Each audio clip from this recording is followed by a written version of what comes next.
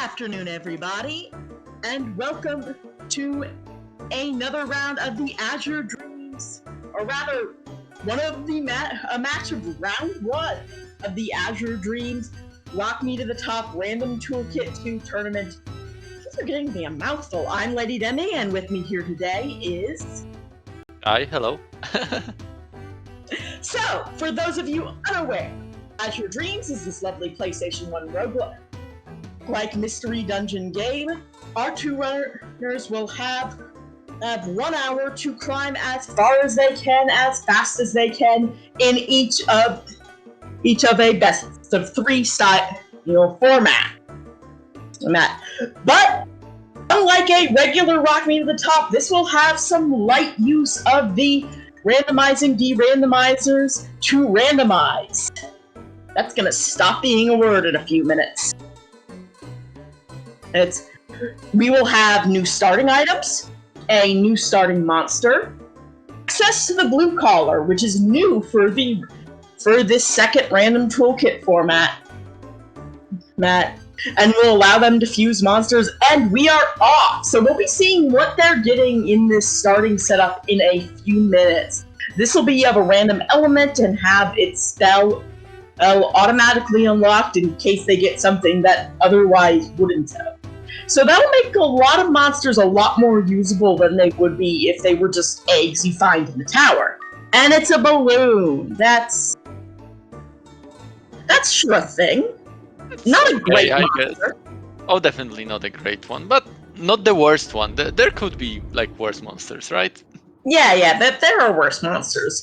But I wouldn't be surprised if they hatch the egg and might use it, or even if it doesn't have its spell unlocked, they have access to fusion right away. So we could see that balloon be sacrificed. And it's a water balloon. That's not a bad thing at all. Actually, no, water not starter is quite nice. It's a little bit tough to deal with wind monsters having a water monster early on, and from what I see, they don't have any ball that would actually allow them to deal with wind monsters a little bit better. But yeah, of course they'll be hatching the egg, so let's see what's there. Yeah, one of the questions, it is a unicorn that has its spell unlocked already, but it's a pretty high MP cost, so we'll have to see if they decide to go with it. Looks like Sand Knight is thinking about it. A trained wand and a mirror shield. Oh, that would be nice if this were, say, a casual run. Those are some of the best. Oh, yes. Wand and shield available. I somehow feel that both of our runners will actually fuse that unicorn, although I don't know whether immediately. The problem with immediate fusion would be that that balloon would change its element to wind, which is not so ideal for these early floors. It's probably a little bit better starting from around floor 6. But no, let's see. Sand Knight immediately is going to wind and getting the AoE spell on the balloon. That is a fun spell to have some access to. It clears out a whole... It'll attack a whole room, adds wind element. And one thing to note that while they could theoretically have access to 2 monsters out on the field at once, we're probably not going to see anyone actually do that, because it's just a big end. It just waters down the EXP cost a lot. I actually think that we will see it, because I'm not sure whether Senna is aware of it or not. I actually think that he is. He knows so much about this game.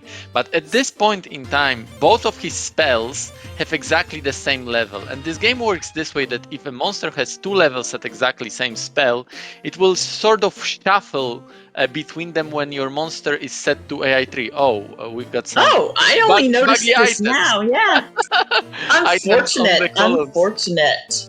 Unfortunate, because yeah, those are seats that they actually probably want to have, so that they can shuffle the elements. But going back to my previous thought, go down trap. I'll finish my previous thought later. Lady Demi, tell us what just happened. Okay, so one of the elements of the random toolkit 2 setup here is go up traps, which normally send you up a floor, are now go down traps. They will send you down to a previous floor, But that's not a bad thing right here and right now, because the score will be about the same as it was when you first entered it, with all of its items replaced. So now, there was a holy scroll in that glitched out item room. Now Sand Knight gets 2 holy scrolls and 2 lost sleep balls, though I'm not sure what lost sleep does as a spell ball. Sleep, as far as I know, confuses a monster.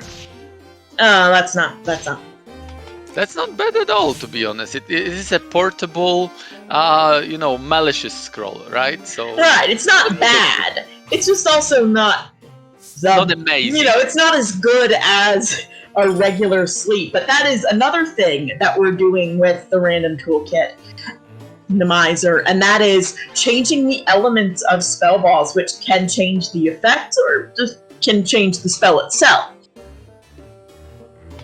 True. And going back to my previous thought, so right now we can still see that Sand Knight's monster or familiar has 2 spells at exactly same level.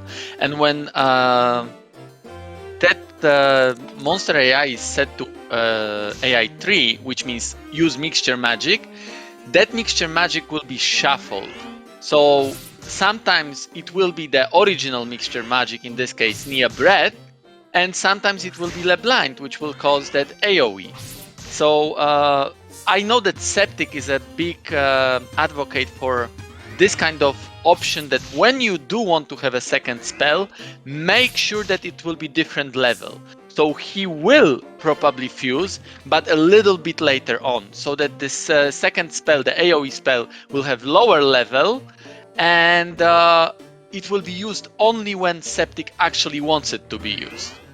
Yeah, and that's... Oh, now we can see on Sand Knight screen, right? Exactly. Yeah. And it's in fact been 2 of those in a row, and that takes out a fairly hefty supply of MP to be used that way. So that's not a great feeling. Though Sand Knight does, at least from his misadventure, have... it still uses... Okay. Alright then. It still works. La Blind confuses. La Sleep is just normal sleep. It's just that it says that it puts to sleep by fire, but actually it works on any monster, so there is no problem here. It should be just normal sleep.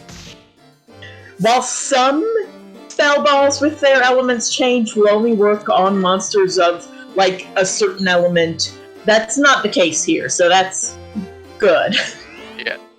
And it seems that like Sand Knight has come back to water element from being wind. Let's see how Septic goes about it, because like we earlier mentioned, actually when you're on water floors, which we will be on soon, like in 2 floors, being wind is not bad at all. So maybe that's when Septic will want to change, and after that only go back to water, which might be in the end a little bit better strategy. But let's see what the tower will bring us. Yeah, tower's gonna do whatever the tower does. Now here is one of the situations where that spell comes in handy. That whole room just went goodbye. To be honest, I didn't see how Septic dealt with this room, even though he still doesn't have an AoE spell. So he had to probably fight those one by one. Or walked out and then dealt with them individually, because there was enough of them asleep that it wouldn't have been a big problem where you have to deal with them all at once. So Septic is already on floor 7. This is a water floor. We can see that the scenery has changed a little bit, more greenish. Plenty of very scary water monsters here. Water balloon is not a bad monster to have at this point, because of course, like being water, you at least don't have a disadvantage compared to what you would normally have when being fire. But of course, having advantage of being wind would be in a sense better, and having in a sense worse. Yes, because then you can always actually in this floor the only normal fire monster is the balloon. Is balloon. But now balloon is water, because all of the balloons are water. So being wind here is perfect. and all of them had their spell, which is unlikely to be seen. Though, it'd be kind of fun if one saw all of the randomized options at work at once, and the water balloons use their spell and hit that mirror shield. Oh yeah, that mirror shield definitely will come in handy on these floors because. Oh yeah. Oh, there we go. Exactly. Oh, I called it. When monsters have their spells unlocked, they're very happy to use it. We've seen that in the morning match when our runners had a Cyclone as a starter, which gives them a Grave spell, and that was almost a death sentence to one of the runners. Oh, that would be unfortunate. Yeah. One thing. That Grave is a pretty hard-hitting damage spell. Oh yeah, most definitely. What I wanted to mention is that because Sand Knight has hit a go-down trap, there will be a small change between our runners. Oh, and Sand Knight's taking the lead. So the change is that the towers will be still exactly the same. Items in the tower for 99% of cases will be exactly the same still. There is one thing that will be different, and it's eggs. Egg spawn works a little bit different than normal item spawns. There is some kind of egg points counter, and every time you enter the floor, this egg point counter is increased. Sand Knight has entered basically floor 1 and 2 twice, so he got double the points on these floors. So he may find the eggs on different floors than Septic does, and we could see that Septic has found an egg in the elevator room on floor 7 while Sand Knight didn't, and that can be potentially something very, very good. Can you tell us, Dema, what can it be? Well, that could be a U-boat, which would be very exciting. I think at that point it could also be a clown, which is at least a little nice, but with they're already having fused a monster, it might not be or at least with Sand Knight having done so, it might not be the most ideal if he were in that position. I could have sworn that the egg was at least visible when Sand Knight was in that room, but maybe I'm misremembering. I somehow feeling that it wasn't, but I might have just missed it. But we've seen it multiple times that if somebody hits a go down trap, the egg points change a lot. So I'm somehow feeling that at this point, egg points were already so much different that Sand Knight simply didn't have that egg spawn yet. That I think would make the most sense. The elusiveness of memory aside. And certainly we can see, thanks to the power of the state display, which is a lovely little tool that we're using for this tournament, we can see he does not have the egg. Yep. He definitely went to the elevator straight when he saw it, and the egg was a little bit further, but I don't think that he rotated the camera enough to see exactly what there was. I just saw the mini-map, and I think I didn't see a blue dot there. But yeah, now we can just only speculate what it was.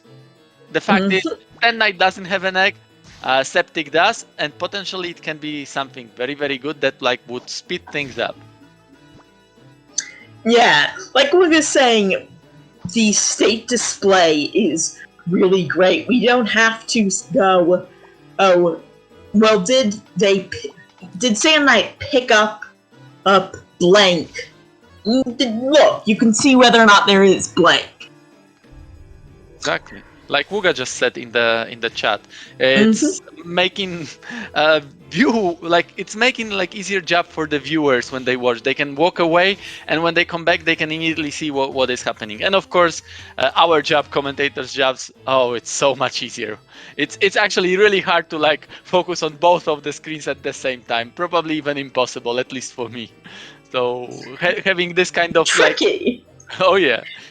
Having this kind of possibility that we can focus on one screen and then change the suddenly perception to the other screen, we can immediately catch up what was happening, right? Right now we can, for example, see that they're both on floor 10, and that is the most important thing for us. We need to know who is in the lead, right?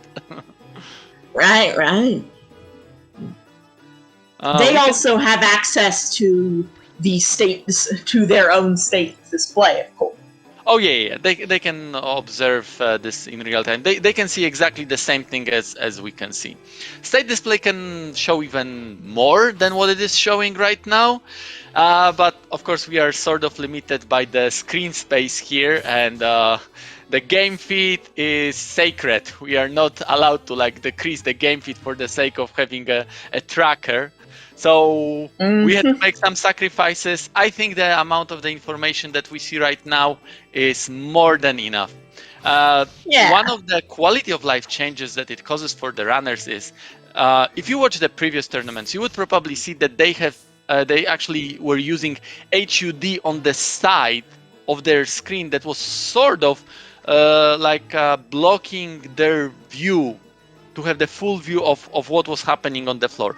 Now both of our runners completely remove the HUD and they probably rely on what state display is showing them.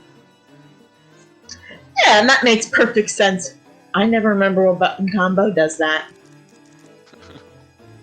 Yeah. In the meantime, we can see that they're pretty much in the same place, floor 11. We could see that they were jumping a little bit back and forth. Senite at some point was even 2 floors ahead, but Septic quickly caught up. Both of these runners are amazingly good at this game. They know all the tricks there are in the game.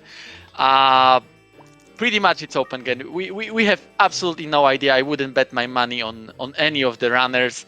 So even if one of them pulls a little bit ahead, it's usually caused by, I took the left turn, you took the right turn, and I had a little bit tougher time. But on the other floor, it may very well change, and probably they will catch up to each other. So we will probably have very, very close race throughout the whole tower adventure here. As an example of a turn's difference or so, we do see that Sand Knight gets a little caught up in this very tiny corner room that I don't think Septic has been to yet. Fighting first a griffin, then a troll. Well, troll sword. That's neat. It doesn't really help any, it's just neat. It's quite... I suppose one can always... Yeah, and one can always chuck it at a bow troll to make it less of a nuisance. And that is, I think, one of my favorite little things that... Oh, Sand Knight going right away for that light seed. Gonna switch to... because of the Scarlet Wand. They both found it, they both tested it out. Scarlet Wand. Right. You are right. I completely forgot that they also have sword mixture magic.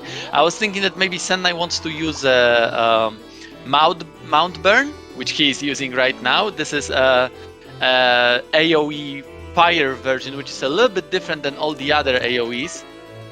In that sense that instead of attacking the whole room, it's attacking actually 7x7 square, but not only in the room, also in the hallways. Yeah, and it does have one other little upside, which is that a monster that's on roughly the same... A monster can be turned around. It can treat the Mount Burn spell as an obstacle if it's not aggroed by you, causing it to go the other way, as if, say, you'd thrown a monster at another monster, or any of the things that could make a monster turn around. And that can be very nice when you see trouble coming. True. I fully agree. And now we could see, I don't know, have you caught a glimpse of it, Lady Dema, on the spin? We could see that in an elevator on floor 13 on Sand Knight's side, there was an egg. And it is probably a cousin, let's call it, of the egg right here. Whether it's the same monster or not, let's see. I think Septic is currently hatching the egg that he found on floor 7, so it's completely different egg, I would assume. We will see very... No, I don't think so. Clown?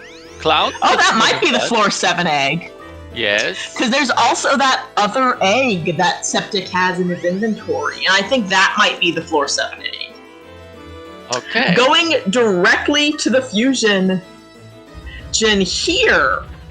So that this is going to have a different spell, but it's also going to have more spell levels. Oh yeah, I think Septic.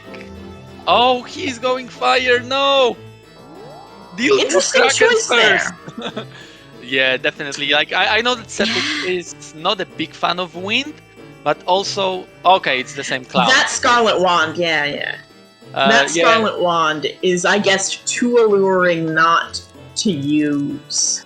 but think about this room that Septic is in right now. 2 water monsters. If you had wind range spell, what would you do? Just crush them. But here you actually have to use some kind of resources.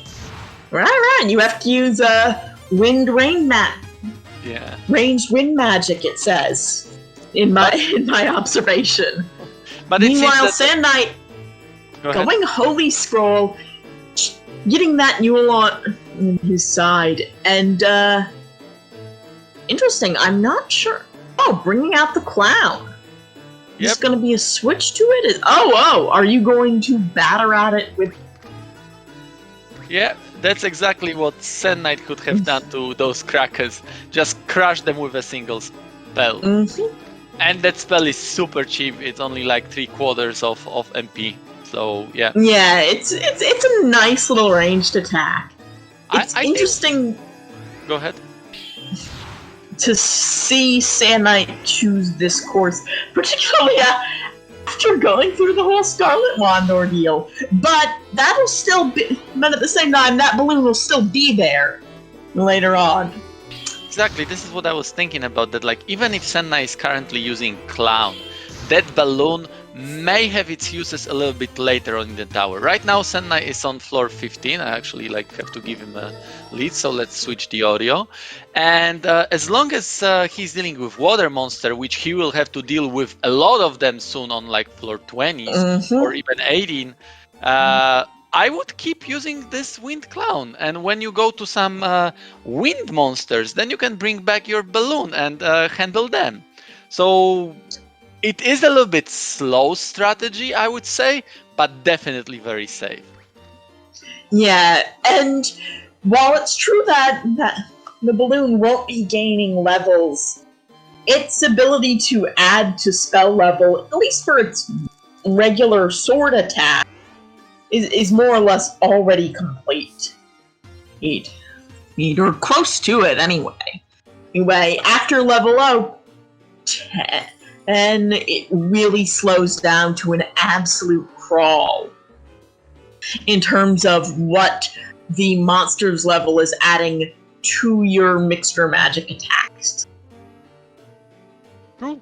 So who knows, maybe this strategy will be better for Sand Knight. Normally in Azure Dreams, it's a little bit up to the tower, or maybe even a lot up to the tower. If you don't have to fight, it's better, of course, not to fight. But if you do have to fight, it's better that you have some way to deal with the fight. And it's necessary to have some way to deal with the fight, frankly. Yeah. And Sand Knight is more than ready. Getting prepared to have some barong time. I'm gonna play the gotcha. Right, that's okay. That's good sound. Yeah, that's nice. That'll give something. Give up CC'd? Give up CC. It looks like. Another trained one. And Familiar Bell, that's also very useful. That's safe. Yeah.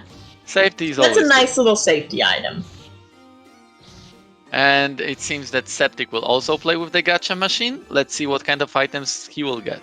As much as we are trying to like make the runners go through the same hardships, this gacha machine result can differ very, very vastly. But in this case, it seems that both of them got Familiar Bell. Yeah, works out. By a second, Septic took back the lead. Like I said, it's gonna be going back and forth all the time. Yep. It'll really just come down to a couple of instances. Also, Septic went back to Water Balloon. That's kind of an interesting choice. Choice after going to light balloon. I guess Septic might have gone. Still fire. Oh. That's what state display shows us. We know we don't have to guess. Oh, right. I was thinking about. I was comparing its color to, I guess, normal balloon colors. But that's not how this works. It's weird, like that. I sometimes have a little bit of trouble with remembering that the player's monster kind of has its own color palette, separate from the regular color palette. Oh yeah, and if I say that it's inconsistent, it would be understatement. Sometimes it's so confusing, like what colors were like. What author meant by like selecting this color, right? When we think red, we think fire, but no, there will be plenty of red that are wind or water, and what to do with it. So. Right now, both of our runners are going through annoying picket floors. Why, Lady Dem, pickets are annoying? Mostly, one, they can steal your things, and two, they attack twice, and in fact do anything that they can do twice for every one of your single moves. And so, while they're not inherently threatening, they can both slow you down and make your future life a little bit harder. And in this case, Septic is actually a little bit better prepared to deal with the pickets, because pickets are wind. He's got a fire familiar, he's got very strong fire spell, having Scarlet Wand and all. Sand Knight is having a little bit tougher time with those pickets, but then again, if like right now he met a spider that's a water monster, Sand Knight can beat it in a single attack. He doesn't have to worry at all. And that Arachne can deal some big damage. It is a much more threatening enemy than a picket. And who knows what could be in that egg? That could be something 19. Nice. It can be something very, very nice. Something that I think you have dealt with yesterday. Yes. Yes, it could be that. It could also be an Arachne, for example, which, double attack, I like it. Oh, I love Arachne, and I would. So basically, there are basically two things. One that changes the game a little bit. One that changes the game into a different game entirely. But we won't know if Septic doesn't look at or hatch this egg, and Sand Knight takes the lead again without finding such a thing. Oh yeah, that's. Sorry. That is that go down track. Single turn you're taking left, the other person takes right, and suddenly Septic had to deal with like so many pickets. It took so long time. On its own, he's not in danger per se. It's just that it takes time.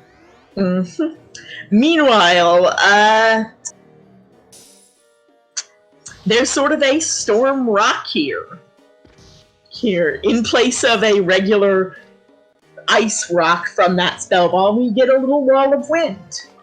Yep, a tornado is like getting attacked by monsters.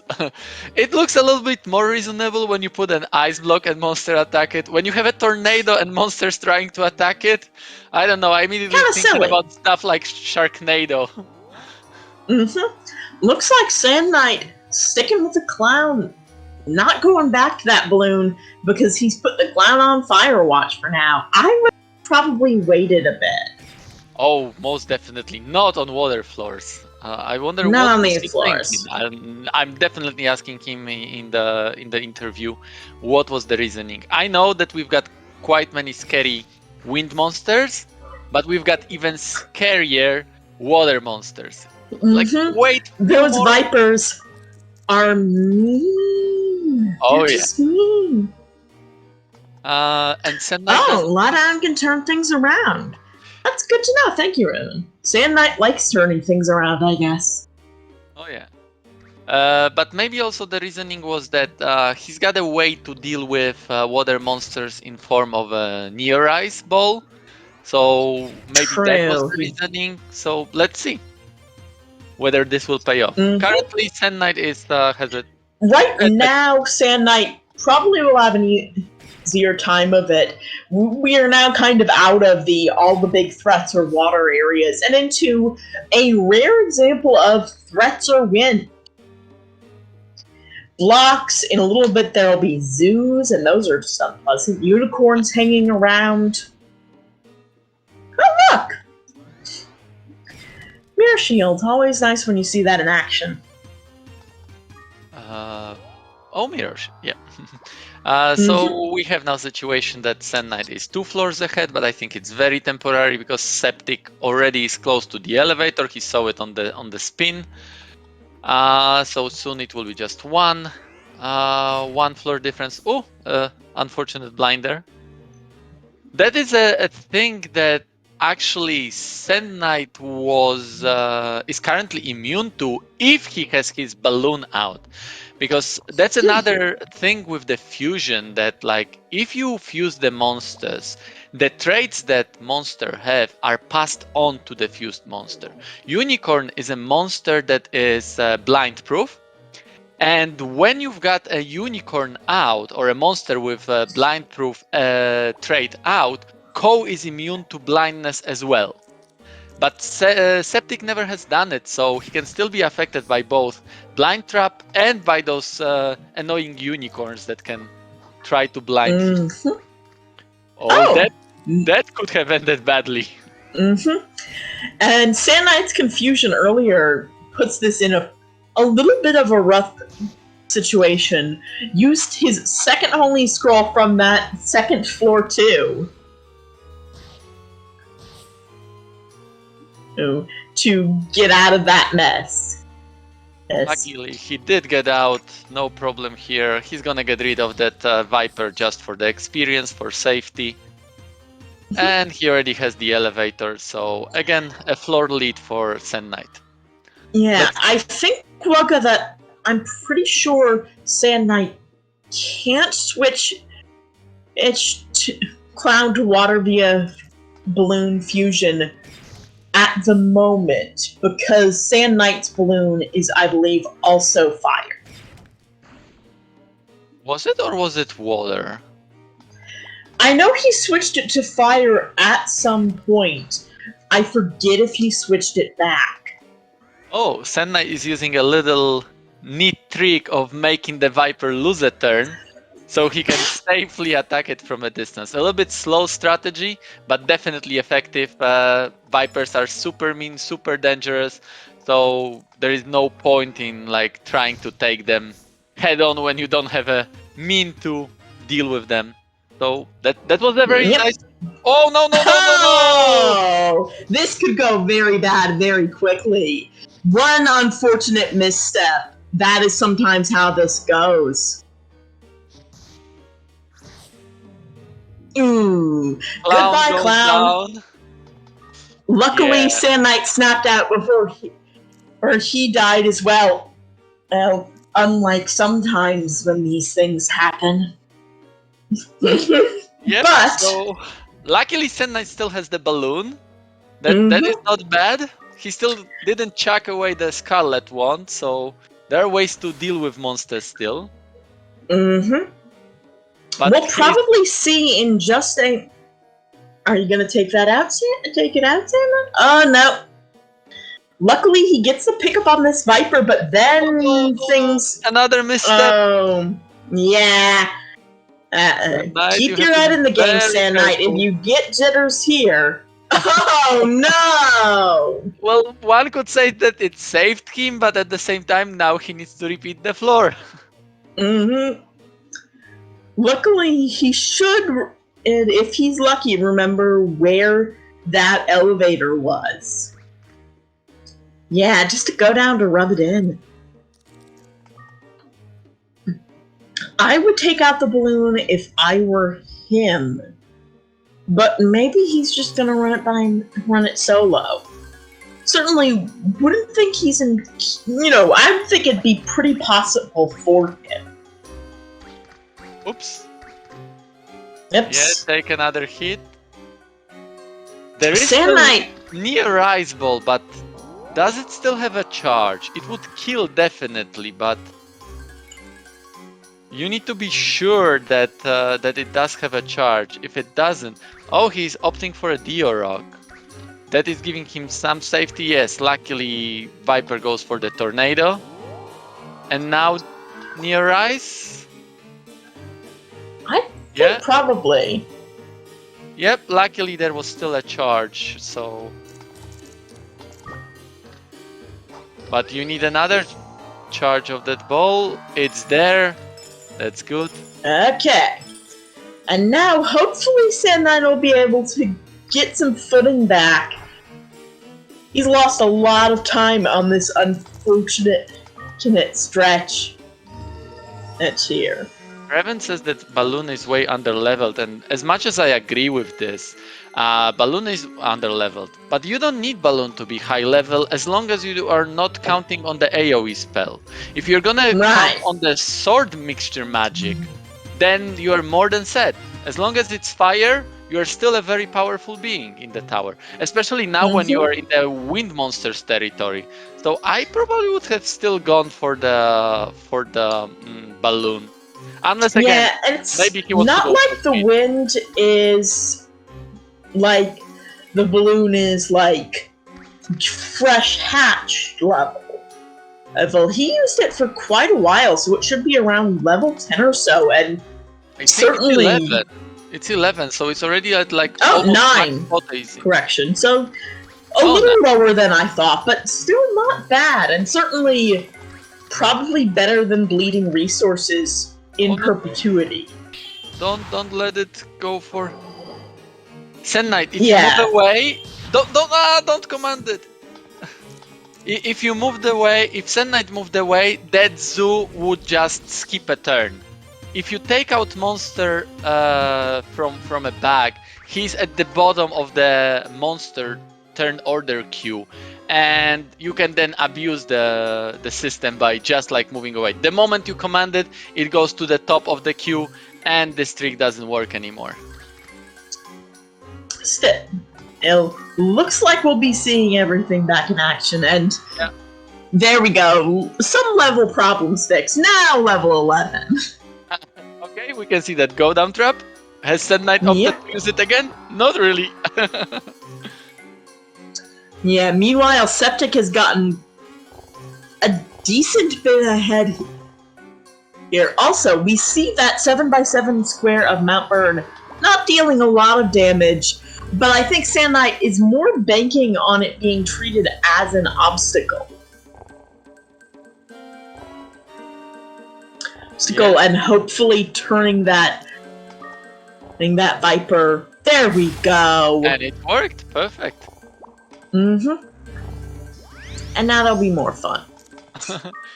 With the block, we can handle another Mount Burn and then probably single sword mixture magic, but it turns around, so we don't have to worry about that. But at this point, that block would have been able to be dealt with a single sword mixture magic, so that's a good thing. Ha ha ha! Mountain go burn.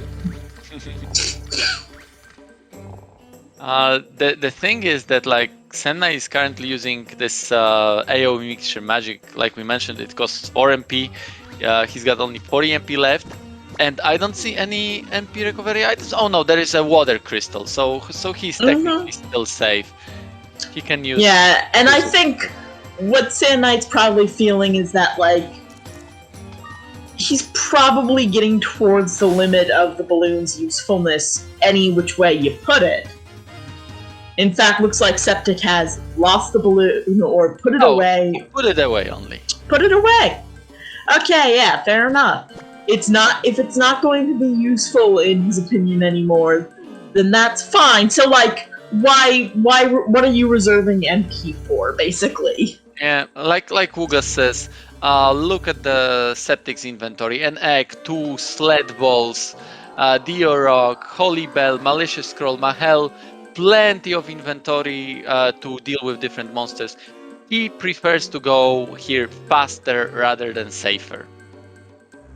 Boy, that's sure a room. That's a room. There is always a Holy Bell, and I think it will be used in the end because those two dragons just woke up. Yeah, there you go, Holy Bell. So there was a way out. Septic was hoping that he doesn't have to use any items, but because the dragons woke up, he just had to use the item. And that's exactly how it's probably gonna look everything right now. He will just try to get the elevator as quick as possible. If he doesn't have to use resources, he will not. If it's faster, he will just use it. Right now, like for example, he doesn't want to be followed by the dragon, so get rid of it. You've got the charges and get to the elevator. A nice little array of elements on those spell balls. I think that's probably one of the more fun things about this particular rule set is sometimes, just sometimes, you can have a spell ball of an attacking spell ball for every element. True. That changes dynamics of this game a lot. Previously, it was more or less always the same battle plan, like go water at some point with your familiar because you always have fire spell balls to deal with wind monsters, so you don't have to worry about that. Right now, spell balls can be pretty much any element, so you cannot bank on it that like, okay, I'll go water and everything, like all the wind monsters I can deal with easily. Now you may have to take into account that like actually wind might be a very, very scary element, and I cannot just bank on going water. It'll be a choice. And a choice that one has to sort of make and remake as timing allows. But Septic is getting very, very close to the top. Oh, I always like an elemental seed spell combination. That's always very fun. Yep. He's got wind spell balls. So, changing something. Oh no, Noah. Was it Noah or Nia? I think it's Noah. That was a wind spell ball, right? Did I see correctly? I think so. In which case, good enough for a golem anyway, which is also a wind type. Yeah. And so you think? Go ahead. It would be a little bit more of a like general all-around tank, and it is pretty hefty, but mostly it is a surprisingly herdy monster for a wind elemental monster. Septic wouldn't probably have any other way to deal with it, so changing to water while having wind spell balls was definitely the good idea here. In the meantime, Sand Knight is on floor 31. We've got some plot here. While Septic is pretty much on the last stretch here, last musical theme for the tower, last 5 floors. Let's see whether Sand Knight can catch up. Yeah, there's very little time to catch up, but at the same time, Septic is skirting always very close to the light. In terms of just how quickly this could all go bad. Yeah, that's the last charge of the Neorize. No more water spells. So now fire monsters will be scary to deal with. And it seems like there will be a small of a pincer.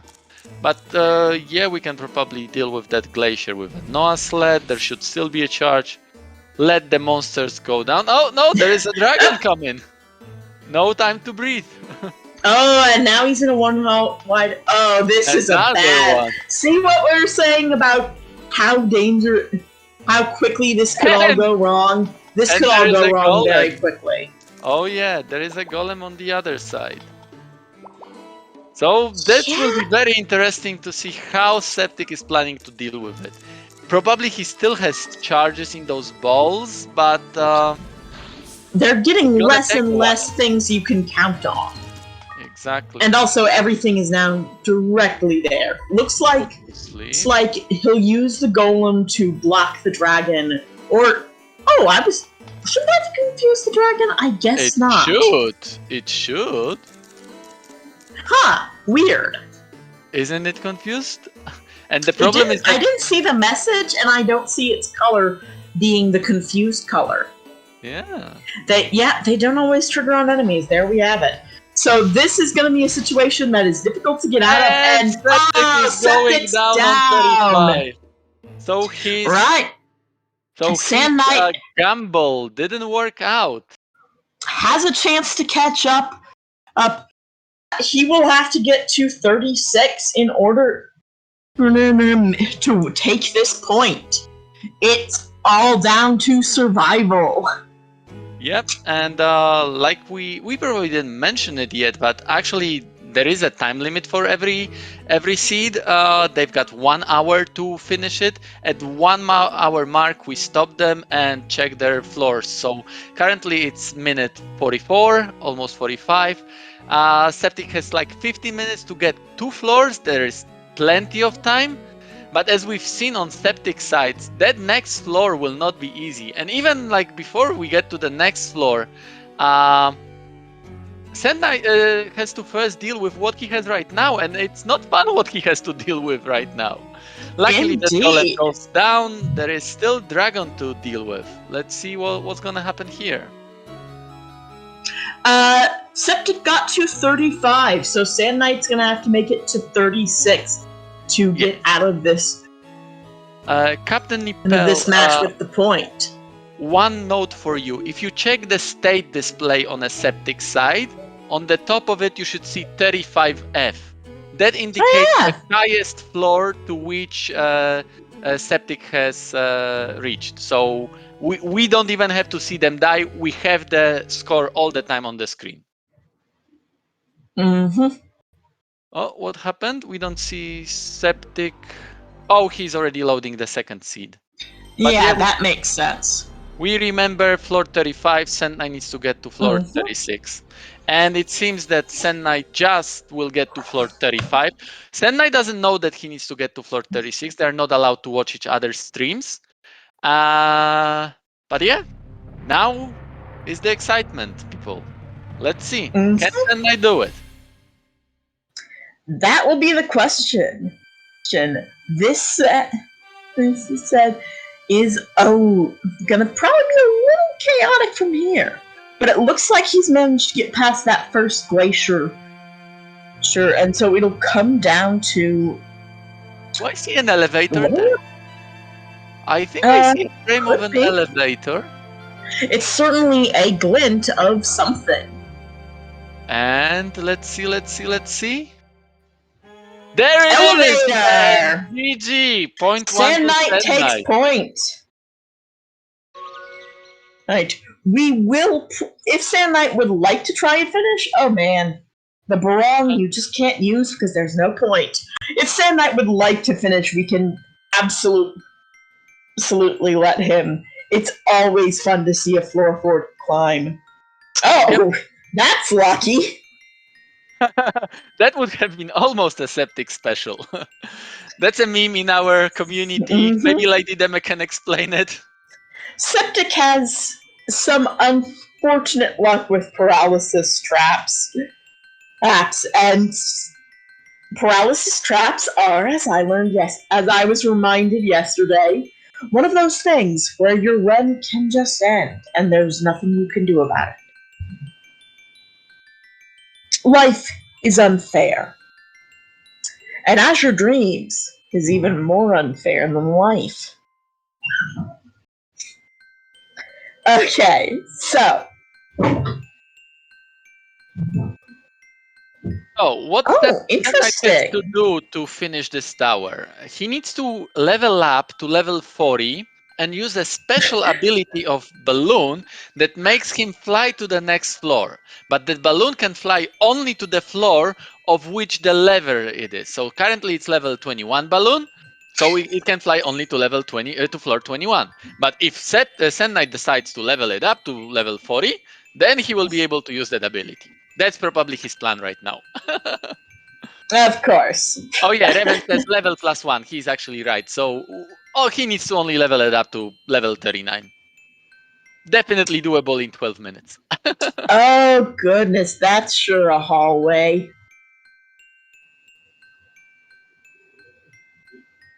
Would have been nice if that about faced. Would have been nice. The Orok to like have that glacier take care of something else and trying to still kill it with a flame sword. Yes, Sand Knight has still very powerful sword mixture magic. Even at the elemental disadvantage, it takes like 36 damage. That's something that can be used as an emergency. Mm-hmm. I don't think you. Actually, I don't think I've ever used. You're right. Yeah. You'd have to fill up on water crystals. Get the most out of your space. Maybe big pitas if you have them. Actually, Ash, there is a category in this game called New Game Plus, where you are allowed to basically play the tower with all the items that you get, like in any other playthroughs. So one of our community members, Shoni, has done it this way exactly. That like he took to the tower an egg of a balloon, a mazar seed, and like mazar seed basically is a seed that levels up a monster. There is also a glitch in this game in which you can dupe the items. So he dupes those level up items, he gives them to the balloon, and just flies to the floor 40. So it's a thing. It's a thing. Not the most exciting way to play this game, but it's a way, I would say. It's a way. One more floor for Sand Knight, already floor 39. Mm-hmm. And we are currently on 50 minutes mark, so he's technically still way under the estimated time, or like Under the the allowed time time. limit. Yeah. For a good runner, an hour. A good runner in a lucky seat, an hour can certainly be more than enough time. Oh yeah. I'm with the right luck as well. We can't all be Wugga. Uh, exactly. Wuga, who is here in the chat, his time is like very bad in any percent. It's only like 24 minutes to beat the whole tower, right? So he could do it twice in an Yes. hour. Mm-hmm. Looks like Sand Knight has figured if he can just find this elevator, nothing else matters. And he's correct. And there it goes, Oh, floor and an 40. acid rainbow ball to say goodbye with. The thing you wanted like 10 minutes ago. Let me now take care of checking the seats while Lady Deme probably will hype you up for the second seat and what we can see there. Yep. We will have a whole new set of randomized starting items, monsters. So, what are people feeling that this seed, last three digits, 344, will have inside of it? What are we feeling?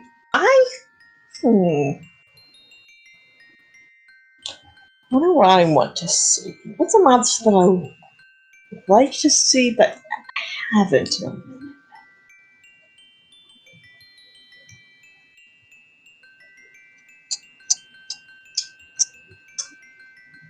Hmm.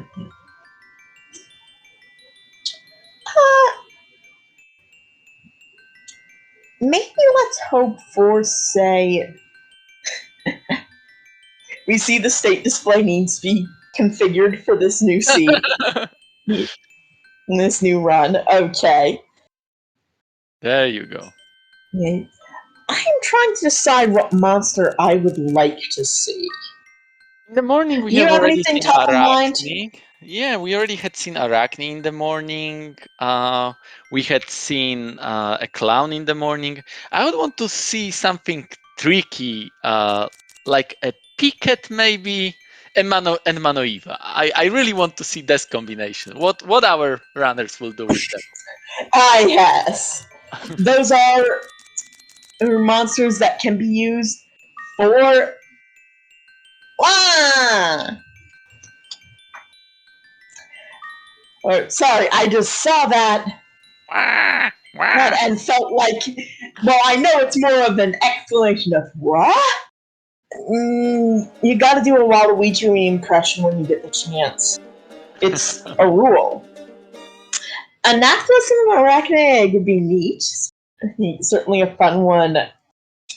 I think I will say, yeah, let's go with the Picket.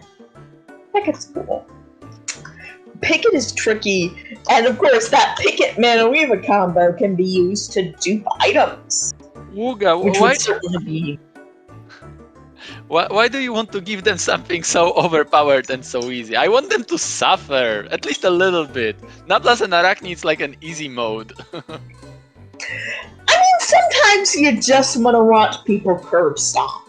Or you just want to watch an ideal situation go horribly wrong. One of the two.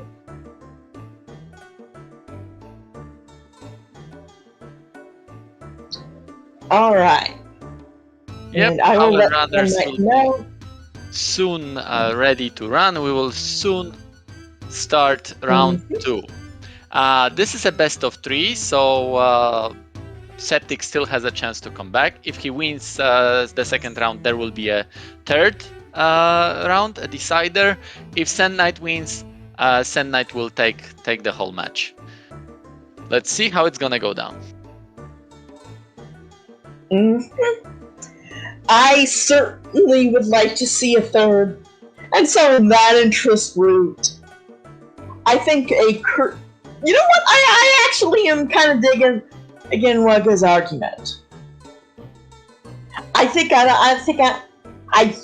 like that approach of let's give them a round 2 where it'll be a fairly fluid trip, and for round 3, let's have there be a round 3, and let's have it be hard. That sounds nice. I fully agree, but I don't want Septic to win so easily. I want still them to struggle a bit. Maybe both of them reach floor 40, like at around 55 minutes mark with no resources, just so that we can see how good of these players are, how tough situations they can solve with the items that they have at hand, what kind of tricky and unique strategies they can come up with. That's exactly what I want to see from them, because I am more than sure that they are capable of it.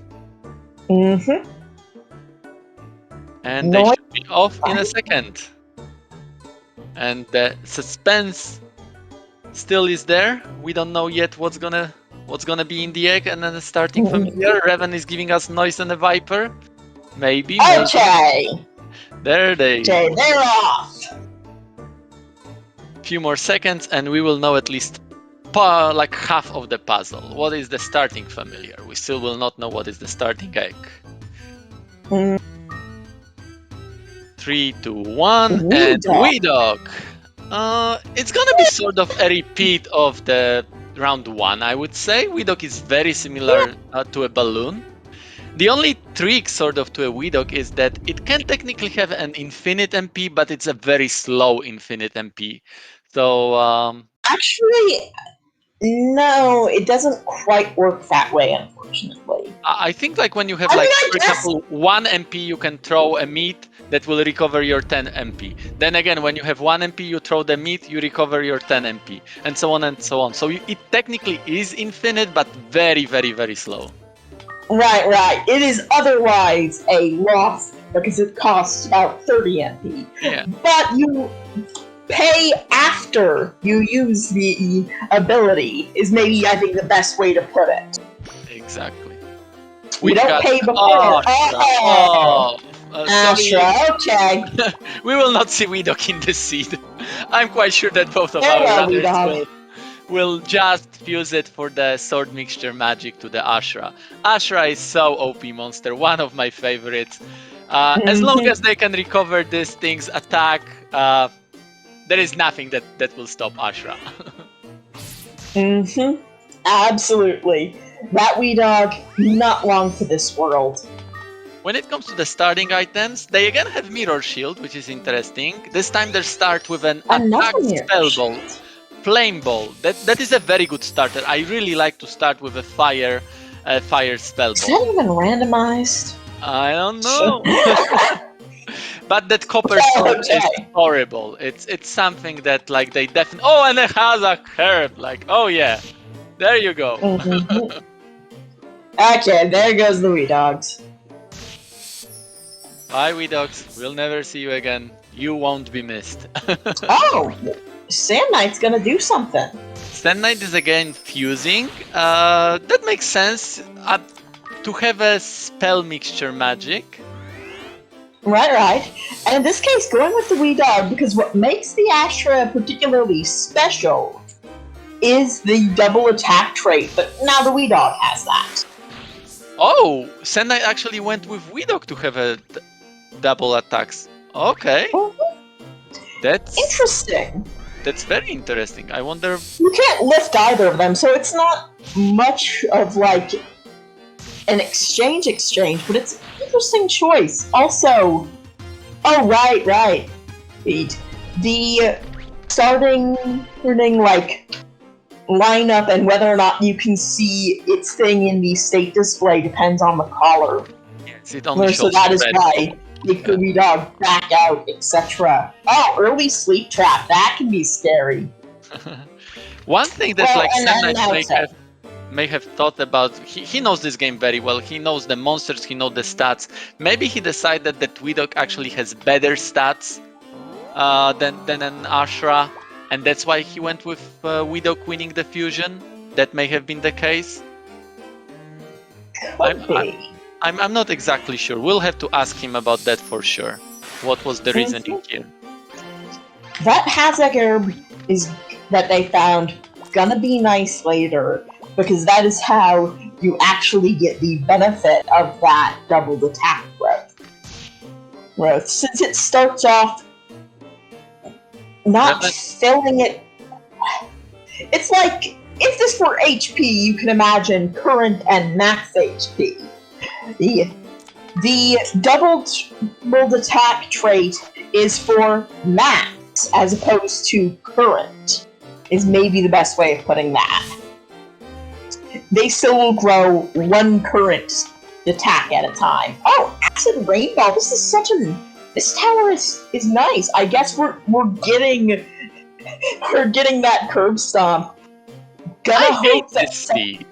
If you have like amazing familiar, you want to use it, not be stacked with items, because then you feel like, okay, I've got so many items, I don't need a familiar, I'm gonna toss it. I don't want to see familiars being used, so... I hope that they will not get so many items anymore.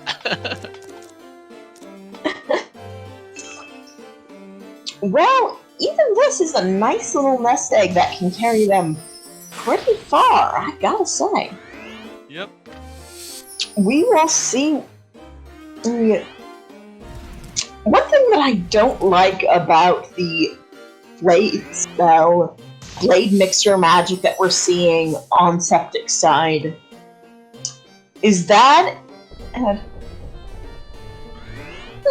thought emerges, but I'll return to it in a moment, is that even when it misses, you still see the second attack, which still misses if the main attack hits, and that's boring. And that's like, it takes a little extra time, and it's annoying. And like for players like Septic especially, he's one of those who really cares about the speed. He's doing everything so that he can go as fast as possible. Even like, we've seen in the previous seed, he like gave up on his familiar just for the sake of the speed. And using this mixture magic, I know that he doesn't like it at all. That said, Ed, this might be one of the rare times a wind seed could come in pretty handy here. Because behind that blade spell, if it is wind element, and it can paralyze just about everything, and I know that is one of Sand Knight's favorite moves. But then you have to think to yourself, yeah, but you can just aim. I won everything. And then I have to say, yeah, I guess, but neat tricks! Yeah, like Uga says, I would actually still prioritize attack for Ashra. Ashra doesn't have to care about HP or defense. Yes, it's always better to have more, but I would say that it's more important to have more attack so that like defense and HP doesn't even matter. So, I don't know. Yeah, I always miss. It's just, you sense. know, a decision, right? Right. In some situation, HP might be more important. In the other, it might be that attack will be more important. We'll see how it plays out. It's probably a strategy.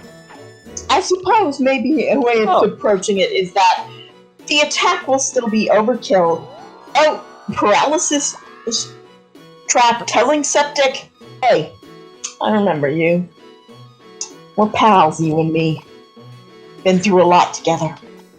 But they're just ships passing in the night today. The best HP is attack. Is a pretty good way of putting it. I mean, HP you don't lose is the best HP. True.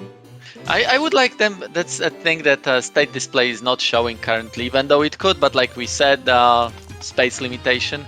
I would like to see the attack comparison between the Widok and the Ashra, just to see what we are playing with here, because they're similar level. I just want to see what they have right now, because to me it looks like Ashra is actually hitting harder than the Widok. Ashra has better defense growth. That checks out. I know that's. Oh, this is unpleasant. This is not a place you want to be. Elevator, so alright then.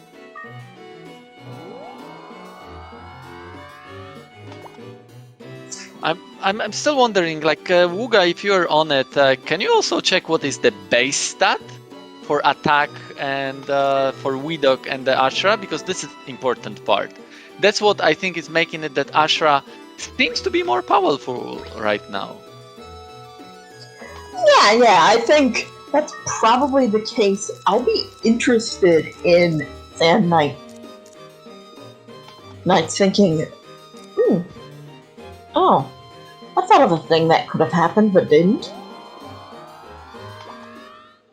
And it occurred to me that you could just, like, if you were gonna fuse the dog into the Asher for whatever reason, though I guess there isn't much point in that, I could imagine that you could at first, like, shake all the meat out of its pockets.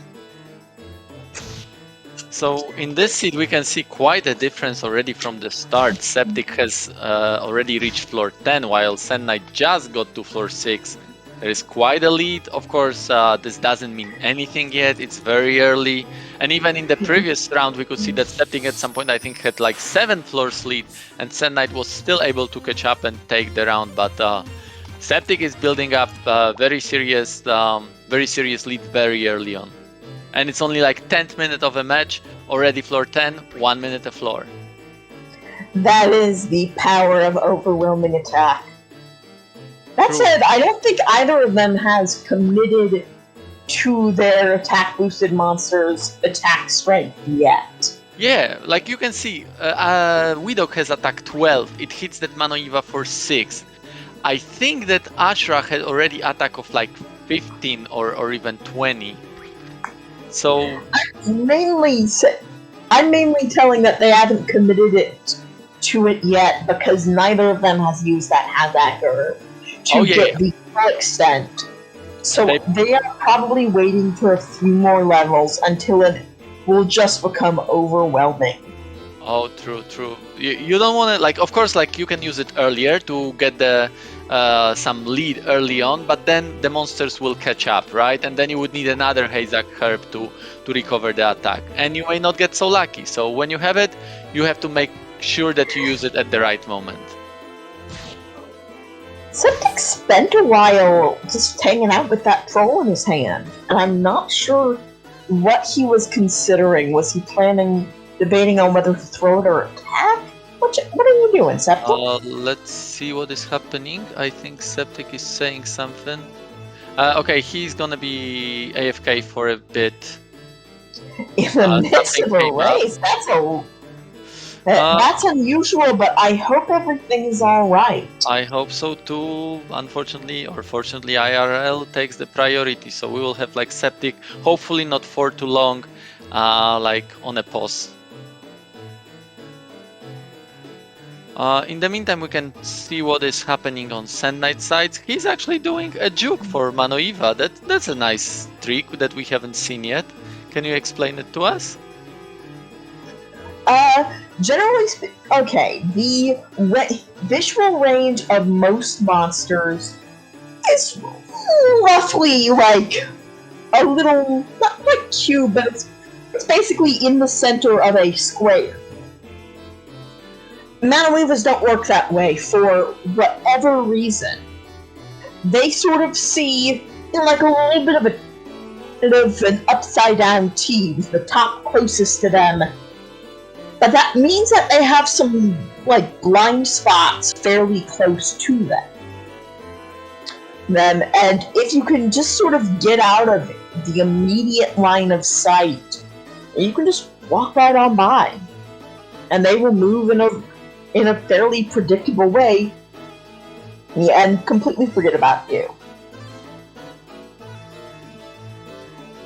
Anyway, Sand Knight is asking if he should pause, and so for the moment, he's paused a little bit.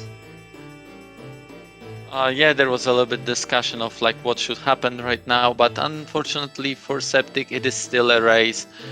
We cannot pause the timer, so Sand Knight decided that like if the timer is running, he will actually go, and that is the chance for Sand Knight to catch up a bit because he is 5 floors behind. Yep. We should see Sand Knight moving very much soon, hoping that Septic will come back and give Sand Knight tough time because he does need to win right now so that we can see an unfriendly third rather than friendly third. Septic is back, so we'll be back in speed probably in just a moment here. Meanwhile, yeah, Andy, we do have a lovely restream powered by the folks at SpeedGaming thing. And if you want to be able to catch the restream with our lovely commentary on any of our racers, if you want to know when races are going to be happening, you can of course join the Azure Dreams community, as we call it. And thank you for the pun, Sam Knight, that I have to say aloud with my voice and don't even get the joy of coming up with. Either way, I will link the Discord in chat for those of you who want to check it out. This community does love its memes, with Sand Knight being the main memer, if I may say so. Yes. So yeah, if you like memes, if you like this game, it doesn't necessarily have to be speedrun. We are a community of people who just like this game. Feel free to join, very friendly community, over 500 members. We always have space for more. Absolutely. There will be plenty of things to keep you occupied, streams to watch curry percent runs. Because sometimes, when the game doesn't give you enough silly categories by default, you can just make some up. In this case, curry percent is a part of a side quest of one of the girls' little storylines, because this has a little bit of a dating sim mixed in it. One of the girls' storylines will, after a quest that takes you up to floor 28 of the tower, give you an opportunity to say sorry, Surrey, or curry. And curry percent is therefore how quickly can you tell her curry? Which makes perfect sense, right? Mm-hmm. While you were talking about Kerry, I completely agree with Plushy. Selfie is the best girl, so as much as we have this meme category, we need to come up with some another one for Selfie. Selfie? He's pretty neat. I mean, I like a witch aesthetic. And there is, of course, a theory that we actually discussed with Plushy like a few days ago, that Selfie may be a little bit more than what we think she is. She looks surprisingly similar to a certain character in this game that we have already seen in the previous round. That was a final boss. Yeah. It's curious. Magic users have blue hair in this universe, is what I am seeing. Yeah, but it's not just the hair. It's the cape, the gloves. Everything is the same. So who knows? True. And we've never seen Selfie's father. Oh no! Oh no! Oh, that's Oh, now disgusting. we've done something. Oh no. Okay, Septic, don't die. Yes, Olim. So But what no, is happening right it's now? not actually. I mean, there wouldn't be any problem with Stealthy's father being Melbo. Yeah, what has happened right now It made would be this like a beautiful Romeo and Ashra. Juliet thing. Oh, Septic might have found something that just makes Ashra relevant, and that is an egg right in the Garuda zone. Ashra, you will be missed, at least by me. I know that Septic will not think twice. Oh, All the familiars are gone. it is a It will be Garuda egg. just zoom, zoom, zoom, zoom, zoom, zoom. Zoom, zoom, zoom, zoom, zoom. And They're Septic gonna go flying. found that egg on floor 12. Now it's a question of whether Sand Knight will find it and whether he can catch up. If he doesn't find it, this round is pretty much done for, my prediction would be. But Barring let's see. some sort of horrible accident, which is always a possibility. Oh yeah, it's always a chance. But more often than not, Garuda is so broken, so safe, so easy. Why is it easy and broken? Can you tell us? Because it has the ability Abduct. Abduct can take you anywhere randomly within a room, to a random place within a room on that floor. And importantly, it's super cheap. Like, it just costs basically nothing. You can spam that all day, every day. Fantastic. And yeah, we can see already, although that was a little bit of an elevator train on Septic's side, he already has 5 floors lead again, even though a moment ago they were only like 2 floors apart. So that Garuda is so useful to scout the whole floor. You just like zoom from one place to another randomly. And the disgusting thing about it is that it's quote unquote safe. There is a still situation in which it can be unsafe, but more often than not, it will be very safe in that sense that no matter what you do, you are next to a monster that like will kill you in one hit. You just abduct, and there is nothing really that can happen to you. The only situation where this would be not safe is if you were teleported to exactly the same location. Then that monster would be able to hit you. There's also, like, for example, say, a sleep trap on floor 32 or so, and then it's over before you can even blink. Not that I would know anything about that, like, say, in my race yesterday against Flashy. Yeah, I'm so sorry to hear that you had to deal with it. Yeah, that's another thing. Oh yes, Sand Knight just found the egg. He's got 2 truth glasses. Will he check it? Hopefully yes. Let's see. But yeah, traps are another things that can technically get you. So as long as you don't hit anything, you should be good. But of course you can hit stuff. And the thing about Garuda is that more often than not you will avoid fights because you have a means to avoid fight. And you will be heavily under-leveled. On higher floors, pretty much everything will be able to one-shot you. That's why you have to be very, very careful. And then we go. Through glass, and I see Garuda. I can already hear him screaming, Garuda, here we go!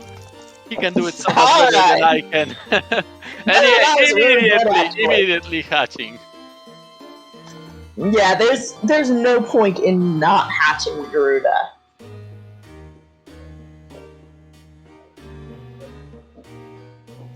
Stupid dreaming. Just a dreaming.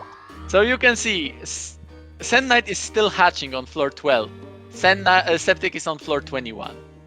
That's how stupid it is. That lead got real big. We know large. that... Oh, no, go down trap. That's what I want to see. I do want to see this kind of situation that Septic doesn't have it easy. Unfortunately, that go down put him to a room immediately with an elevator. But yeah, So now he just has to not hit the go down trap a second time. does he remember where it is? He does. Yeah, that should be good. Oh dear, Sand Knight stranded, separated from his wee dog. Was it that's a going trap, to put. or was it a choice? Yeah, it was a warp trap, so not a choice. We'll Yep. see how that goes. That wee dog is done for probably. Oh no, it's still alive. It's still alive. It has that Astra. It has that Astra attack. Sand Knight, give up that wee dog. Give up safety. Exactly like what Wuga says. No Garuda? What is happening? Not immediately jumping to continue hatching that egg. That is sure a choice, Sand Knight. You know Septic would have found it. Is that the right choice? I somehow question it. Okay, now that he's in like a safe place. Wee dog, your final duty shall be to guard Sand Knight. Yeah. And your new baby brother. 11 floors lead. That's the only thing that I have to say. Yeah, it probably isn't a situation where Septic's gonna be able to catch up. The only way. I mean, where Sand Knight's gonna be able to catch up. I think the only thing could be like some pure RNG nonsense, or a different sort of RNG nonsense when you get right down to it. I think that's about it. True. But yeah, now we will see Zoom Zoom also on Sand Knight's side. He's got this nice elevator train for a few floors. Oh, another wee dog egg! That's funny. Or I guess a wee dog egg, in case, you know, yo dog, I heard you like wee dogs.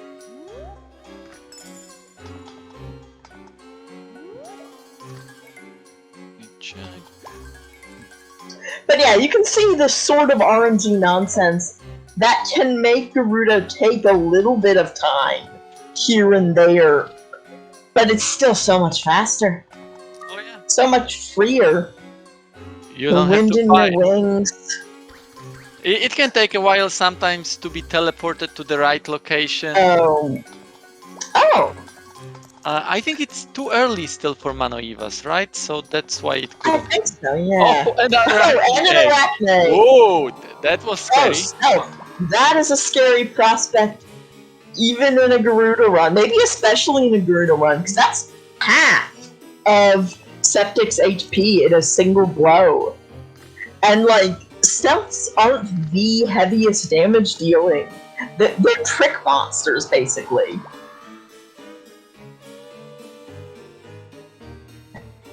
But the trick here is that they can kill you.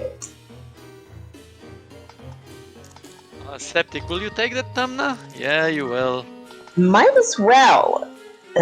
It's one more tool in a toolbox in case something happens. Yep. You don't want anything to happen. I'm wondering, what is Septic thinking? Because, he was a whale for a second, right? As far as he's concerned, Sand Knight at that time was going. He probably knows that Sand Knight was able to find the Garuda. So I'm wondering, is he thinking now, okay, completely I give up safety. I just need to, get high. But at the same time, I've got the pressure. I lost game 1, so I cannot, completely lose, right? So I wonder what is going through Septic's head right now. Yeah, that's a tricky one. I think something like a Tumnah Fruit is such a good option without a lot of time investment. Yep. Because even though you have a safe way out from many situations, what if that Sand Knight, watch out! Camera rotation. Make sure that you're abducting the right tile. There you go. Mhm. Like you can get out of any situation, right? But what if that situation is in a room where there is elevator? You really don't want to like abduct away. Oh, I got out another one for septic. You want to actually get to the elevator, so you may still need resources to deal with certain situations. Like for example, Tumna fruit, which will make the monster basically like not scary at all, right? So you may still want to check things. Ooh, what a nice Mhm. lucky hit from Septic. How did he know that there was a trap there? Nice hunch. I wonder.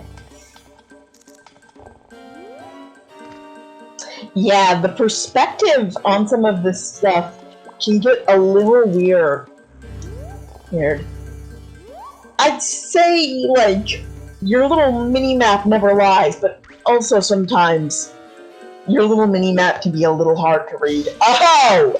That could be another one of those things that could Yeah. end a Garuda run real fast. Yeah, what can you do if you've got Manoivan next to the elevator and you're super under-leveled, right? You sometimes just have to take the hit. Bambi, the question, what is the tournament format? This is Is a a randomizer. A very randomized randomizer. random toolkit. Okay, it's a little randomized randomizer. I would say if it was a very randomized randomizer, it'd be more random because the randomizer is a pretty powerful thing and can do a lot. This is the first 5 items are different. Spell elements are randomized. Your starting monster is randomized. Go down traps exist. I already said spell bombs, didn't I? And you have the blue collar at a start. Everything else is as weapon described. Yep. So Septic is already getting to a territory where it is very scared for him, but like he did level up a bit. He's now level 14 compared to like level 11 moment ago. That acid rain gave him levels, and that was a situation exactly that we were talking about where he was right next to the elevator. He could have like zoomed away, right?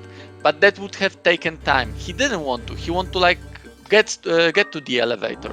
So he opted for using the acid rain to actually clear the room and get to the elevator. And the second thing that he got from that acid rain was levels, which he desperately needs. He doesn't need them for attacks per se, but he needs them for HP. Little bits of survivability can go a long way. Here, and we see a switch to fire. That does make sense. For one thing, because bomb traps are fire elemental, and wind can mean that can take a big hit out of your Garuda, and that is another source of vulnerability. And no one wants vulnerability. There you go. Garuda teleporting right next to the elevator for Sun Knight. That's exactly what we want to see. If we could only like make it so that Garuda would always teleport us next to the elevator. If Garuda wasn't already good enough, right? Right. That might be too much. That might be too much. I mean, it's already enough. We're okay. Yeah, you can see right now that Septic had a situation where he was teleported next to the monster by Garuda and nothing happened to him. That's how safe it is right now. If he was teleported to exactly the same spot, that would be a problem. Luckily, he wasn't. I'm quite sure that the dragon would probably one-shot Septic. Oh, HP something else found the go down trap. Oh, that's a nice thing. But yeah, again, Septic is on the last stretch, floor 36, 4 more floors, and he already sees the elevator to 37, just needs to deal with this current room, hoping that the monsters won't wake up. What are you doing? Go to the elevator. Oh, you're slow, I get you. Okay, Yeah, that's slow, not the fun. Slow can make things harder. Luckily for Septic, nothing was in that starting room, nothing that was scary for him. He saw the elevator on a spin. It will be floor 38 soon. while Sand Knight is on floor 26. It will be very, very hard for Sand Knight now to catch up. There is nothing really that can happen that would allow Sand Knight to catch up other than Septic dying. That is about it. I see that we're gonna try the best we can, but gonna get out of that room as soon as he sees it. Hello, Shark. Looks like we're gonna see a round 3 of this matchup in just a moment. If Septic can do the last thing here, this is the elevator, so most probably, but you know, things happen. There's that Tumna fruit! There is that Tumna fruit that I questioned, like Septic proved me wrong. And then GG! We've got the slider. Let me ping our runners so that they can load the seat number 3. While you tell us what we can expect now. Okay, so I'm thinking, okay, we got the dream run here, right? Right. Therefore, this next one should be hard. Next one should be an unfriendly seed. I want a monster you don't want. I'm trying to think about what that monster you don't want should be. Noise, maybe? Oh, yeah, I can see some noise. I can see some funk.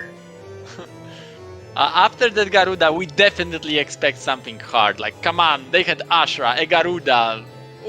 Way too good. They had several. Bro, they had an arachnid. They had just everything.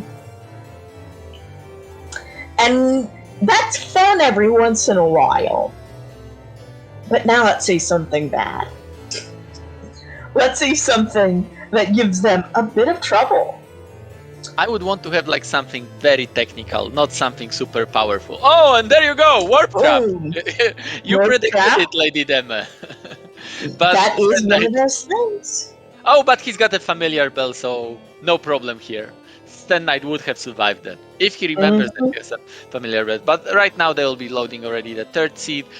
Septic needs a short break. Absolutely. I will be taking that chance to get myself another drink then. I will be back in just a moment. So what do we see here?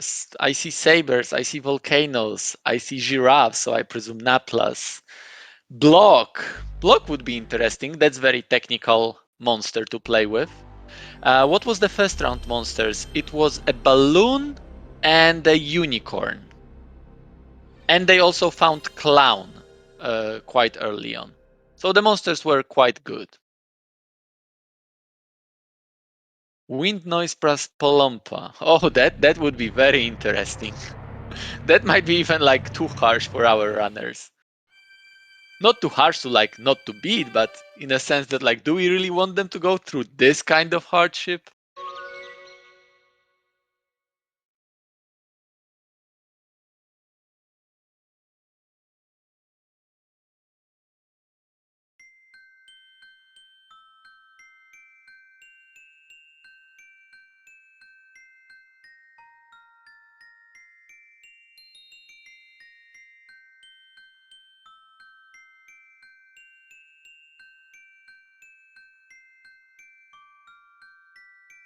And I'm back. And our runners already have loaded the 3rd seat. It's verified. So in just a moment, we will start this madness. Let's see what they can show us in round 3. Definitely not a friendly 3rd. Very, very unfriendly. I think we're all very friendly, even when we're competing, because there's always the tower. And you know what they say, the enemy of my enemy is my friend. True that. Senna is flexing a bit with those pots, breaking them around again, giving himself some good RNG. It helped him in round 1. I suppose that's a take. But I think that the tower is the greater enemy for them both, and so therefore they are teamed up in an uneasy truce with each other. And the rest of the Azure Dreams community. Naplas, let's go. Naplas would be fun. It would be too easy. The amount of Yeah. HP is so huge. That is a good point, and they could diffuse it into whatever's in the egg if they don't like the narcolepsy. And like, I just think Naplas looks cool. I like them. They look grumpy little metal giraffes. Makes me happy.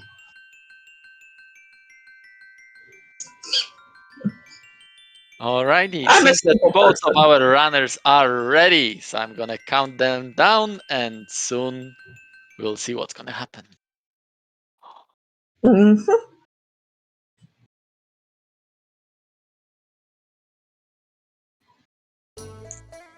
Yeah, Marshart gets me. You like to see cool monsters, yeah? I can understand that, yeah, and Naplas is one of the cool ones. I don't deny that. I just want them to suffer just a little bit.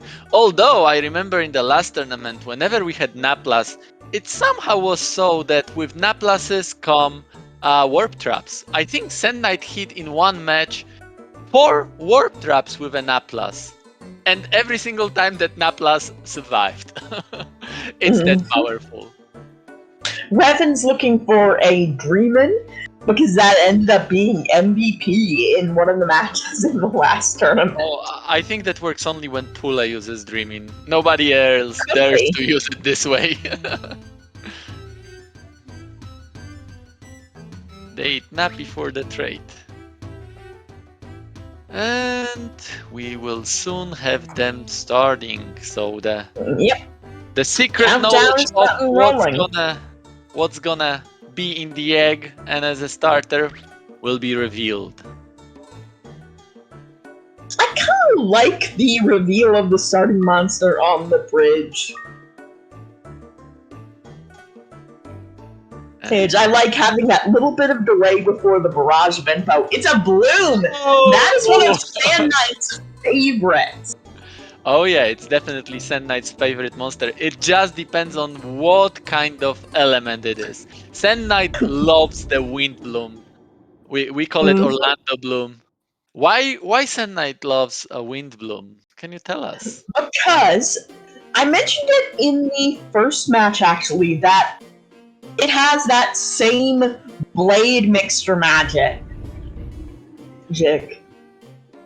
And that, when it is wind, Diamond Shield, nice, gives you access to just instant paralysis in every attack. Fire it's alright. I believe that gives you blind in every attack, Holy Sword, and Diamond Shield. So, a Paladin went in to go with Orlando Bloom. Oh, And it's Olympa! Olympa percent anyone? I somehow Not feel for that this not match. really. But yeah, like Lady Dema mentioned, Fire Bloom gives them a blind ability. As amazing as it is, because it lasts much longer than a paralysis that can last even only one turn, so it can be technically useless. With blind, it will definitely last much longer, but you do need to take the hit to apply that blindness. But with Holy Sword, none of our runners will be using any mixture magic in any capacity until much later in the tower. That Holy Sword will be able to carry them through probably until even like floor 10. It's that powerful. It is a great sword, very rare. Fun to see in this context. Next, so that'll be pretty neat. And Sand Knight starts beautifully by changing that flower into a frog. I did hear that like if you kiss a frog you will get a prince, but that you get a flower out of it, that's a new one to me.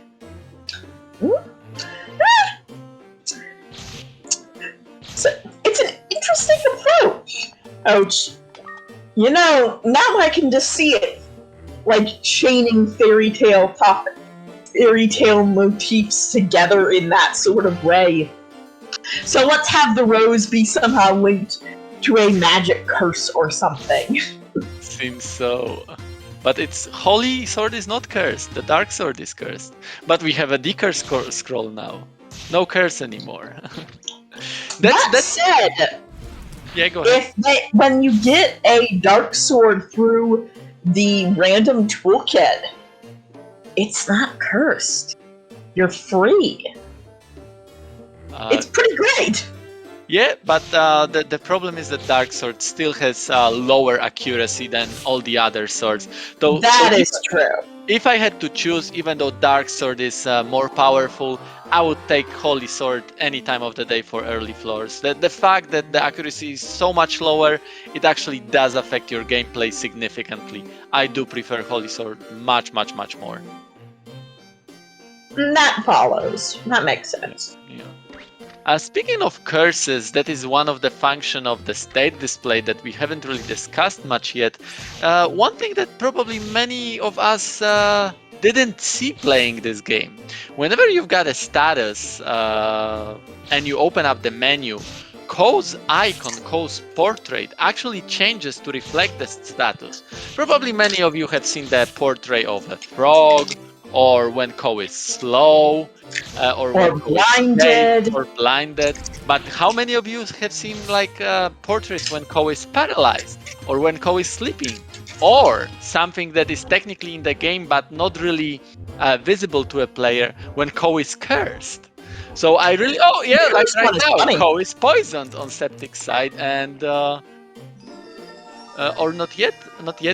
No, it was. I don't think we saw the icon change, unfortunately. Yeah, it was too late. But yeah, there are those icons for different statuses. So sort of, I hope that like our runners will get cursed so that we can observe Grumpy Ko, because he looks very grumpy when he is cursed. I'm not sure if he looks grumpy or not to me. He looks more, I don't know, spaced out maybe? Like he's just grumpy. Not paying attention. We just have to like decide that by a chat. We need our runners to hit it and then ask a question to the chat. Damaged is going for constipated. I think that could apply to both of our both of the emotional states, both grumpy and not paying attention. I have no comments to that, just laughter. Good job, bless you. Oh, Sand Knight has reached the dream, I believe. Oh yeah, Sand Knight has what he needs. So he will continue using the Holy Sword, but whenever he's fighting a little bit tougher monster that could give him some kind of trouble, he will probably start off with first paralyzing it and then killing it, just like for a little bit of safety. I don't know that... No, it doesn't look like Septic has found that Wind Seed. So it's something that only Sand Knight has at this point in time. And I would say that like going Wind with Bloom, it's probably the way to go, because other mixture magics of a Bloom are not so exciting. This blindness is useful, but again, you need to take a hit. As much as you can take a hit in early floors you can also fight. So why would you like blind your opponent? Just kill it. In higher floors, you don't want to take any hit. You many times cannot take any hit, so the blind loses its potency. We can see that Thunderblade at work there. True. That is the Orlando Bloom special. And there you go, crit from a high ground. That's how you deal with two balloons. Yeah, like Revan says, Holy Sword is an amazing combo for a paralysis because it's so powerful. And also they have a diamond shield that, like, again, in further floors, I don't think that it will be that much useful because defense becomes obsolete very, very quickly. But in early floors, it's just amazing. It's so good. They've got great power, great defense, And Sand Knight also has ability to paralyze the monsters. It will be just up to whoever can do things faster. The paralysis is, I believe, of variable length. It is. It is. There is no exact definition of how long it will take. And there is also one caveat to that, because even if you apply, for example, paralysis, you cannot see it, it's in the game code. Let's say you apply it for 10 turns. As long as you are right next to an enemy, he's got like higher chance of recovering from that paralysis autonomously. And especially when it's being hit. So it's hard to say exactly how long it will last. It may last 1 turn, it may last 10 turns. The main thing that makes the Thunderblade paralysis particularly exciting and fun is that you can, just reapply it. It's more or less free. And there we go. Septic also now finds a wind seed, but he is already wind. When did it happen? I missed it. I blinked for a while and there it is. A little bit ago, not sure exactly when. Plush asks what Brainwash does against that, but what the heck happens if we cast it? Brainwash basically tries to confuse an enemy. And the chance depends on your level or on your spell. No, on your level and an enemy level. There is like a little bit complicated formula, but more often than not, it's not very good thing. The other thing is, of course, like if you don't want to defeat a paralyzed enemy, many of them can be thrown. Ooh. Not all, however, such as that balloon. But if Sand Knight had wanted to throw that U-boat could have just gone sailing down the hallway. We mentioned in the previous rounds that starting from floor 10 they become fire floors and you have to be very careful like carrying around a wind monster, because for example on floor 11 and higher you can find griffins that will be very trigger happy to snipe you with its very powerful rise spell. So both of our runners will probably keep wind knowing them, but they have to be very careful to not let that bloom be in a line with a griffin, because that griffin will be happy to snipe it away. One spell and I'm quite sure that bloom is done for. Oh, yeah. That was scary. That was very scary. That could have gone bad, yeah. Luckily, the elevation works in Septic's. Yeah, elevation works in Septic's favor. He was not faced by the trap. If something could theoretically damage you from a distance, it's gonna be fire elemental for the most part. True.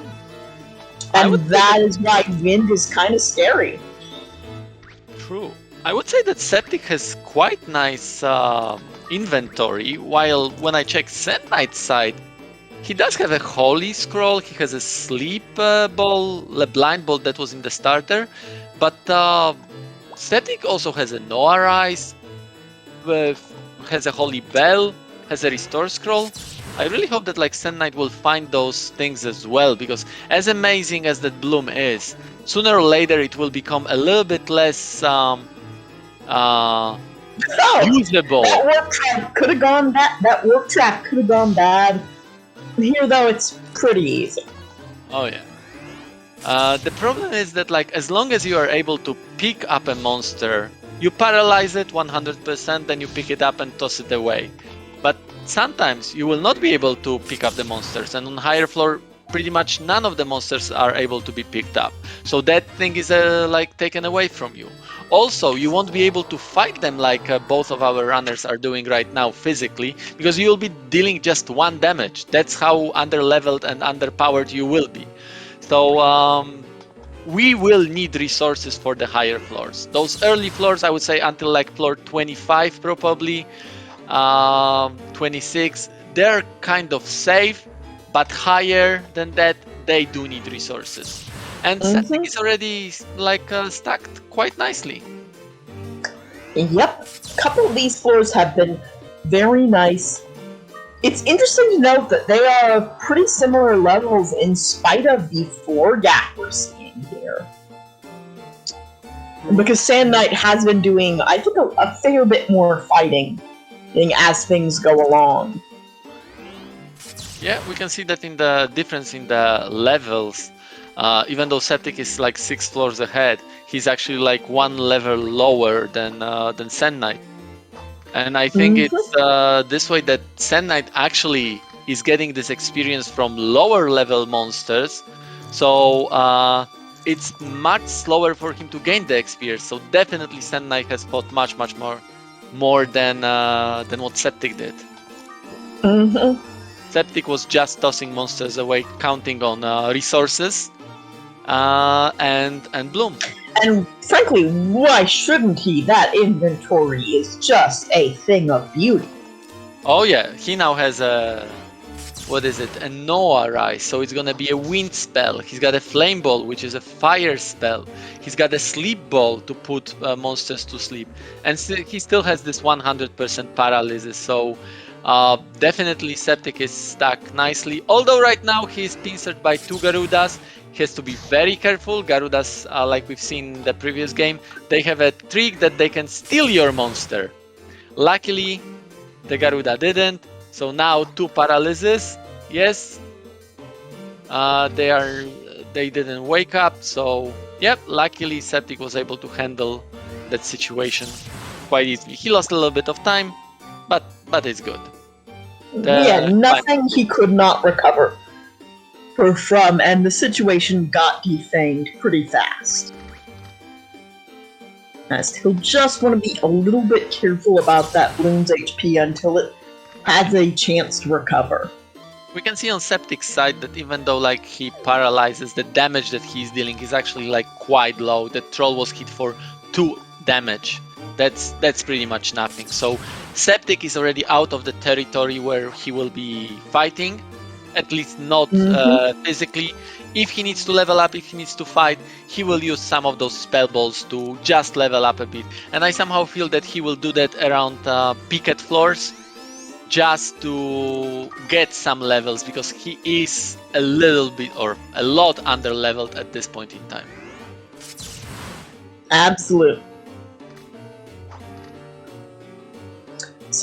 So we are. So we've seen that Sand Knight has is pretty caught up at this point. Oh yeah, that floor 16 for Septic is kind of horrible. Like Revan says, he must be really frustrated. You see that like he didn't even paralyze that Garuda, just went for pickup. And another 2 Garudas. He definitely hates it that he has to deal with them. He has means to deal with them. He's not afraid of that. It's just that it takes time.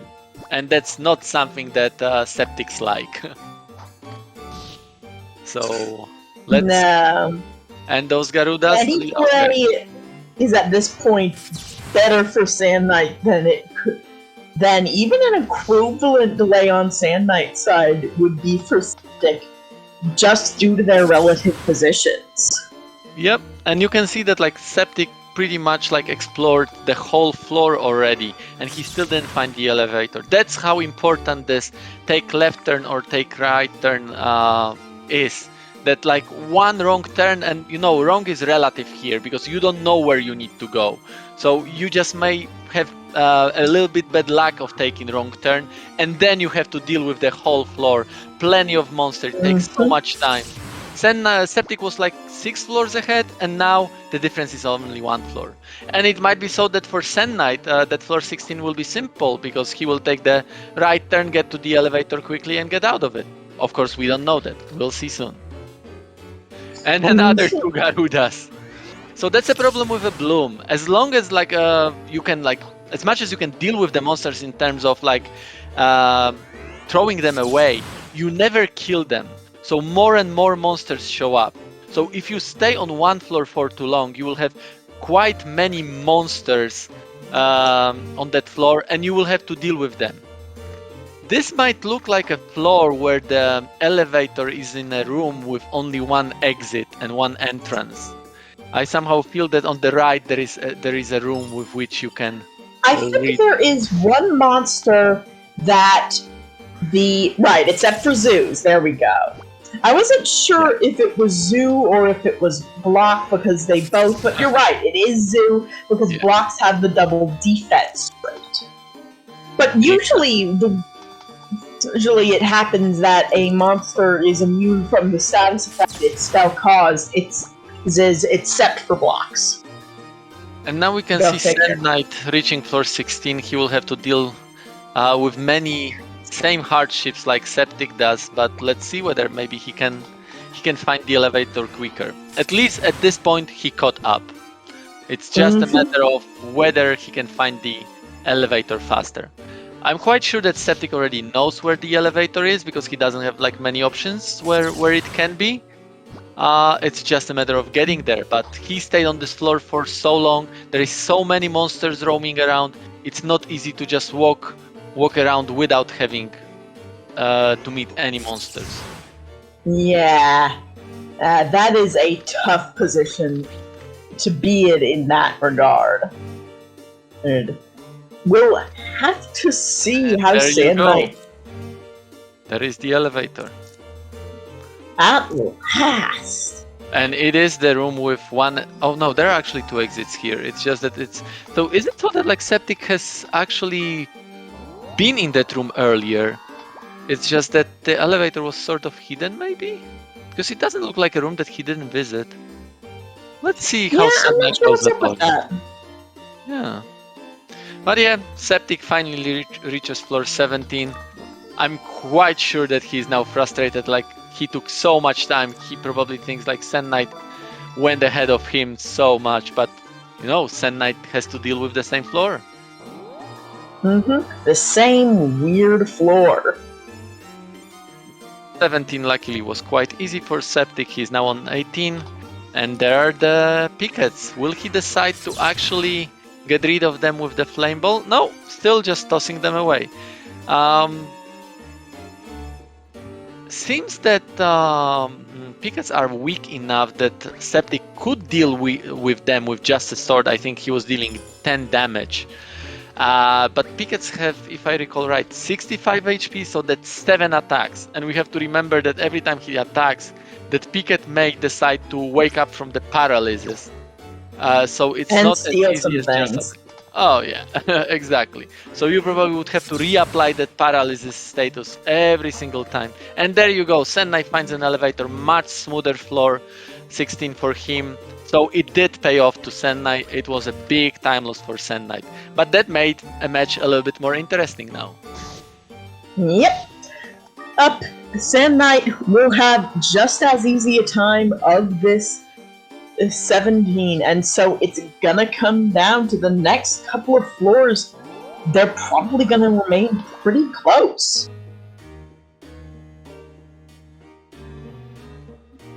Yeah, very, very fair point from Skeef and confirmation from Uga. Using a weapon actually decreases your accuracy of the attack. As far as they're not fighting something to like deal damage, they shouldn't probably be like dealing using a weapon anymore, because that paralysis accuracy depends also on the weapon accuracy. And many times they just want to like paralyze and toss away, paralyze and toss away, right? So they shouldn't be using a weapon, and I'm quite sure that Sand Knight knows about it. Oh yeah, a small Sand Knight very nearly gets caught up by this misclick. But we saw a moment. We saw a moment ago that Sand Knight was actually fighting still a picket with that sword. So technically for him, it was still useful to have it. But at this point in time, if he's not planning to fight anymore, probably that sword should be given up and just fight with bows. We can see that Septic is still level 7. He didn't level up since I last checked up on him, like I think on floor 10 or 11. Septic is heavily under-leveled. Now is not the time to fight anything. As long as it can be picked up, it probably will be. But if he's pincered by 2 monsters, he will be in a tough situation. So maybe a little bit of safety would be in place here. Let's see what Septic decides. Seems that Sand Knight is having a little bit of a trouble on floor 18. Not like a dangerous trouble in that sense that he would die, but just like plenty of annoying pickets. You need to pick them up and toss them away. That's a time loss for sure. Yep, they run pretty fast. So any toss away, there is some of that. I think it's mostly HP is what I think Septic would want out of a level, and is getting out of a level. Yep. What was it that he killed? I didn't actually see. Oh, a blinder. I'm not sure. There is a RM herb, yes, so luckily that blinder is not so scary. There was a spider there, so you had to be very conscious of what's happening next to you. Luckily the RM herb solves the problem. Okay, and there we go. There is a first monster that is quite scary that we cannot pick up, and you can see that like we are dealing 1 damage to it. So the only thing that we can do is paralyze, walk away, and hope that it will not wake up. Luckily for Septic that happened, and he finds an elevator, so it will be floor 21. But at the same time, Sand Knight already reached floor 20 as well. So now they're caught up. It's right just a matter behind of him. Sand Knight finding that elevator, and I think he's going in the right direction. And nice elevator luck on floor 21 for Septic. So we are already floor 22. Elevator luck Go ahead. is one of those things that can't really comfort you all that much. Oh, that's sense of like, oh, that is sure a room. Luckily, they go in different directions, so not much of a problem. Just ignore There's the angry Kalimpa. Oh no, the collar jacking! Oh well, goodbye. That can be scary, because now you have to take out that bloom from a bag. If there was a monster next to Septic, he would have to deal with it rather than just paralyze it, because it does take a turn to take out the monster from your bag. All right, that is a little bit of a cost that sometimes is very tricky to afford. Oh, that is not the way that wanted that to go. That's what I'm talking about. 1 hit and 2/3 of his HP is gone. Yes, you have to use medicinal. You don't have a comfort of walking around at low HP. Septic so far hasn't really used any of his resources, so when he will need to start fighting with the resources, he still has plenty, but I don't know when that's gonna happen. Those spell balls might not be as effective as they would otherwise be. And that's gonna be a little spooky, I bet. Yeah. There is a little bit of a chat in the discussion about the leather shield, because Septic actually does have a leather shield, and he opts to still keep that diamond shield. Can you tell us a little bit more about it, Demo? Why would they want to go for the leather shield? It has lower defense. The leather shield does have a secret boost to your dodge rate by about 10%, which is like a roughly 500% increase of your dodge rate. Sounds about right. The math checks out. And yeah, because your default dodge rate is like 2%.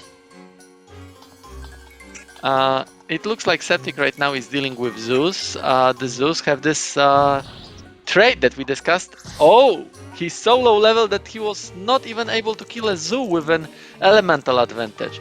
He cannot attack them with a paralysis spell because they are immune to that. So you do have to deal with them in some other ways. And that was a really nice level up for Septic. 2 levels, a little bit of HP. And also I think that at this point, if he needs to attack a zoo, it will be just like one hit. He will not have to use 2 charges. Much easier. Oh yeah, there you go. Sand Knight, you're burning time, my friend. Yeah, Don't kill that. I know that you want XP, but you know, you know it's who you're taking playing you against. for that was probably not worth it, though it was like free. I think the time sink probably not worth it. Oh, yoink! Okay, that's a picket. Will we want to kill it? Oh, camera rotation, Septic. Yeah, just give up that ice rock ball. It's fun to have it, but it's not a tragedy. It could have been that flame ball. That would be a tragedy. Mm-hmm. Now you might be wondering, why are there pickets on floor 25? And that is because it is related to a little quest thing where a picket has stolen a special picket. It has stolen the pool's water purification filter, which is in the form of a medallion, because pay attention, this is a fantasy story. What do you mean? How fantasy? Like, isn't it so that normal pools have like medallions to like filter the water? That's how I thought it works. That's science. Generally not. Dang it. My understanding of that topic was completely off. You know, it's like flip phones. No one uses them anymore, but you can still see them in old media. Medallions are like that. Ah, I getcha. So it used to be so that we were using medallions for like water purification purposes. Exactly. Back in the sort of times medieval fantasy stories draw from. I getcha. That's how that works. Forgotten technology. Mm-hmm. Anyway, yes. Or that it's a chlorine tab, and like that can also be the case, and like no one's informed Ko in the same way that like Ko has only ever drunk water and milk and never had like soda or orange juice. True. I like it's very silly. I like what Rose said in the chat, that like it's a principle of the matter. You need to get that item back. Nobody messes with me, Picket. Give me back my items. Doesn't matter that you wake up herb. I want that herb back. But for Septic, unfortunately, that was not the case. That Picket with the item was never heard of again. Mm-hmm. It doesn't really know what to... What do you think pickets do with their items? I guess they take them to a picket fence, right? That does sound reasonable. I think. Oops. Mm-hmm. Send Knight. What's happening? This is bad. Okay, Flame. Flame is not bad. That will kill the block. Definitely you want to deal with the stealth. You don't want to deal with the block. Yeah, kill the zoo. In the meantime, Septic has again built quite a lead. He's already on floor 31. Again, plot. What is the plot of this game, Dema? Well, really, it's sort of a series of disconnected vignettes about growing up, learning to stand tall as a man, and by this we mostly mean date girls, but also occasionally thumb his nose at the spoiled rich kid. Oh, and also avenge his father's murder. That's a thing. Sounds like a good plot. Still better than. Oh, what was the meme? Now I forgot it. Now I need to Simple Google. plots are best. Oh, still better than Twilight. That's what I wanted to say. Anyways, where are we in the match? Floor 32 against floor 27. There is still plenty of space for Sand Knight to catch up, but that window is shrinking by every single minute. So Sand Knight, you gotta speed up a bit. No time to play with Mandaras. And that Mandara doesn't... Unfortunately, Mandara gonna play. Yeah. Okay, like Orlando Bloom took the hit, but it wasn't unfortunately a bad hit. We saw the elevator, so it's gonna be floor 29 versus floor 33. And yeah, right now Septic cannot really like pick up any monster anymore. Oh, he was planning to go to fire. That would have been interesting. What are you gonna do, Septic? I'm not sure. Fire would really do I think he plans to... No, I was thinking for a while that he was planning to like give up on that bloom. But not really. Oh, actually it's quite surprising that Mixture Magic was still dealing 12 damage to a snowman on Sand Knight's side. He was able to kill it. Well, I guess one would call that the power of elemental advantage. It is one of the stronger weapons you have, so it's important to pretty much always be aware of it. That's a fun, interesting situation that Sand Knight is in. I don't think that he's got any way to this. Oh! Mano Eva!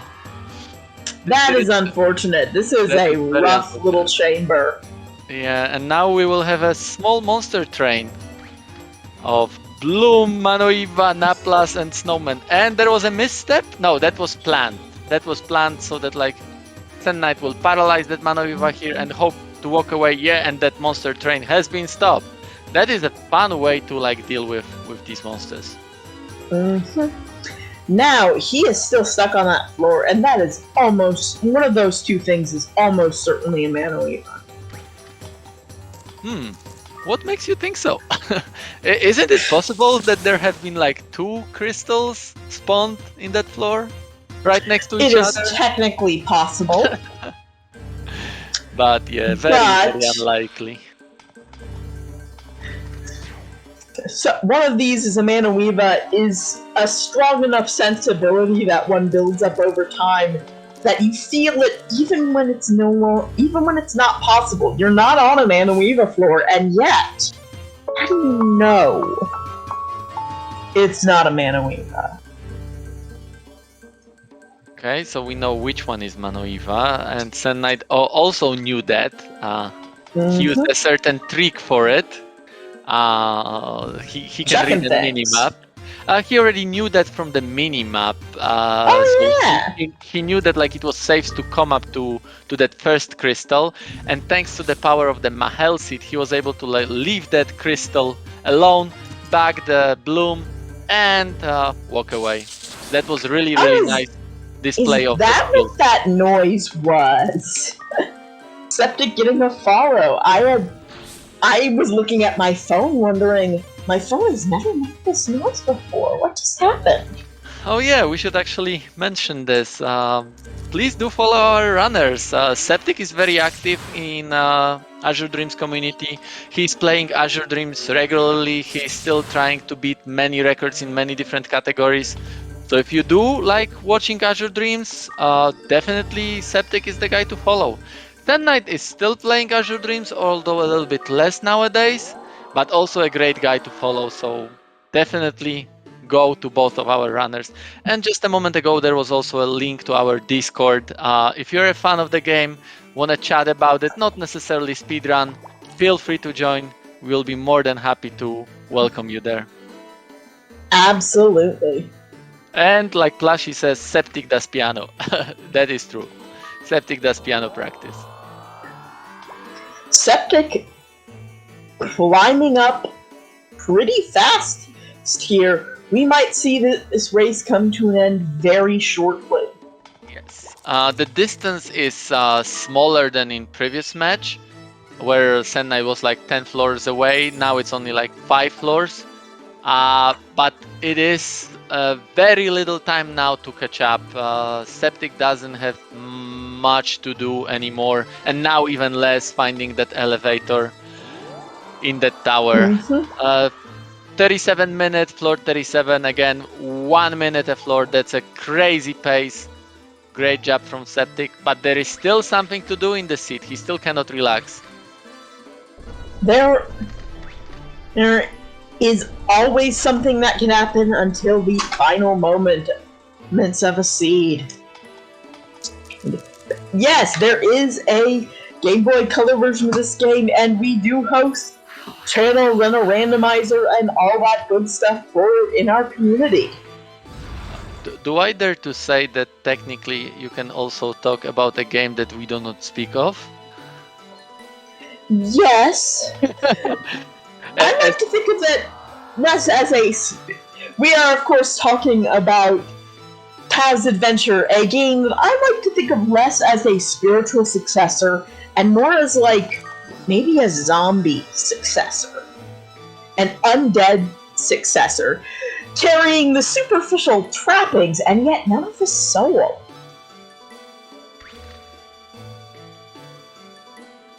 Yeah, it does. And I think that's the best summary. It is a twisted aberration, a nightmare that should never have been. It is completely different game than Azure Dreams. I personally never played it myself. We actually have one of the community members right now who is doing a playthrough of this game on the stream. So maybe if you're into this, go join our Discord. You will be pinged whenever Tao's Adventure is being streamed. But yeah, Tao's Adventure aside, we already gave it way too much screen time than we should have. Yeah. Septic that is the dangerous allure of having a really good metaphor you like. Is that sometimes you talk about it. Septic is on floor 38, hitting a slow trap that is very unfortunate and dangerous, but he's got him a health seed, so that will recover. Just a little bit more push, and this round will be, and the whole match will be given to him, but again, he cannot relax. There is still a little bit more. In the meantime, Senna is trying to catch up, floor 33, 5 floors behind. Probably will be hard to catch up in normal situation. Septic would have to go down, but Septic has plenty of resources, so that's probably not gonna happen, but you never know. Azure Dreams gonna be Azure Dreams. Yep. There we go. Sudden level boost. Oh, 20. Oh, that happened. Oh, hello there, SpeedGaming. We are in probably the final few minutes of this best of three.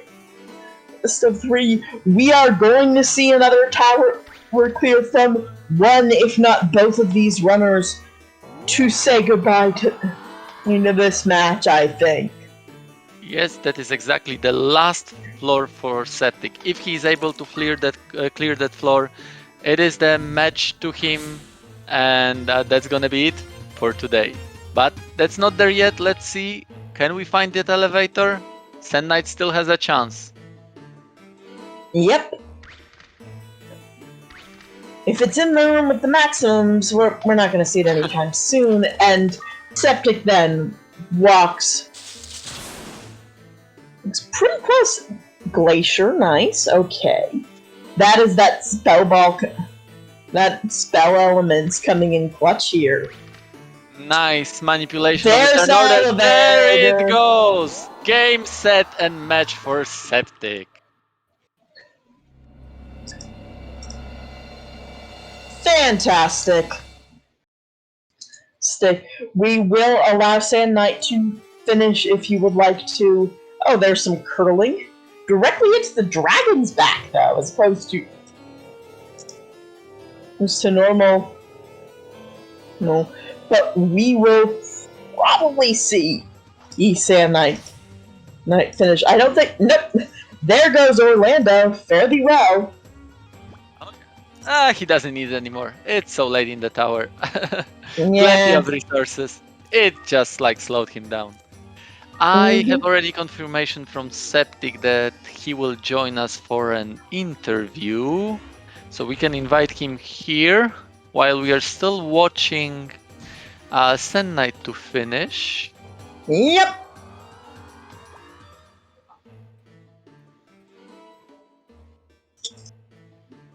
Hello, Septic. Hello.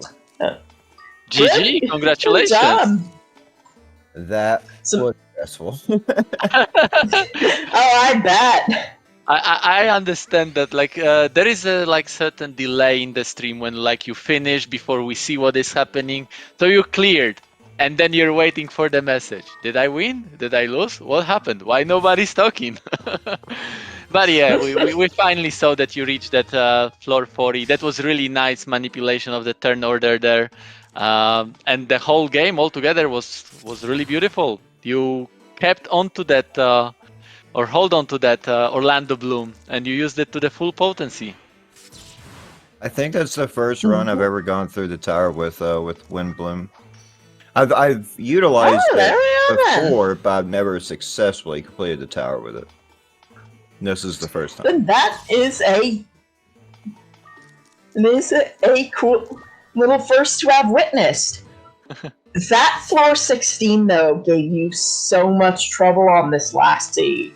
I don't want to talk about it. The Garudas were everywhere, and they kept blocking my path. You have to talk about it. The chat asked about it. We have to know. I'm sorry. No, it was so crazy. Like, it was like Garuda after Garuda just popping up in front of me. I'm like, okay, I'll just stun it, throw it away. Here comes another. Stun it, throw it away. Here comes another. I'm tired of stunning these. This is just killing my time. Yeah. So I started going for some raw lifts, and then those would fail, and then I'm like, I guess I'll continue with the stun throw tactic. Yeah, you had nothing else to do. What could you do? And we were wondering that, like, okay, you are tossing them away. You are not in real danger per se, but you're also not killing those monsters. So the longer you stay on that floor, the more the monster there will be, and it will be easier and easier and easier to find another monster, right? So that must Yeah. have been pretty annoying. And is it so? Like, I must have missed it a little bit. Was it so that you actually did find the elevator earlier? You just didn't notice it? Or was it so that you just didn't see, like go to that room because it was like Not at floor elevation? Not on floor 16, I don't think that happened. I'll have to rewatch the VOD. I do know that happened once. I traveled a couple rooms over, and I was like, is this not the full map? Where's the elevator? And then I hold select, and I'm like, oh, it was just 2 rooms back. In that case, like, I actually did just not see the elevator, and it was there clear as day. It was right next to a coin and on flat surface. Like, there was no reason for me to miss it.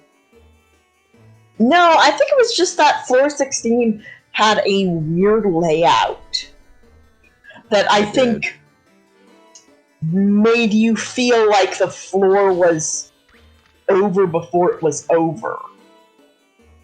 Maybe is a good way of putting it, Yeah, like, and then in the second match, when I had to go AFK, my brother's not home, his wife is extremely scared of wasps, and there was like 3 in her house. So that's the reason why I had to go away. I had to deal with that.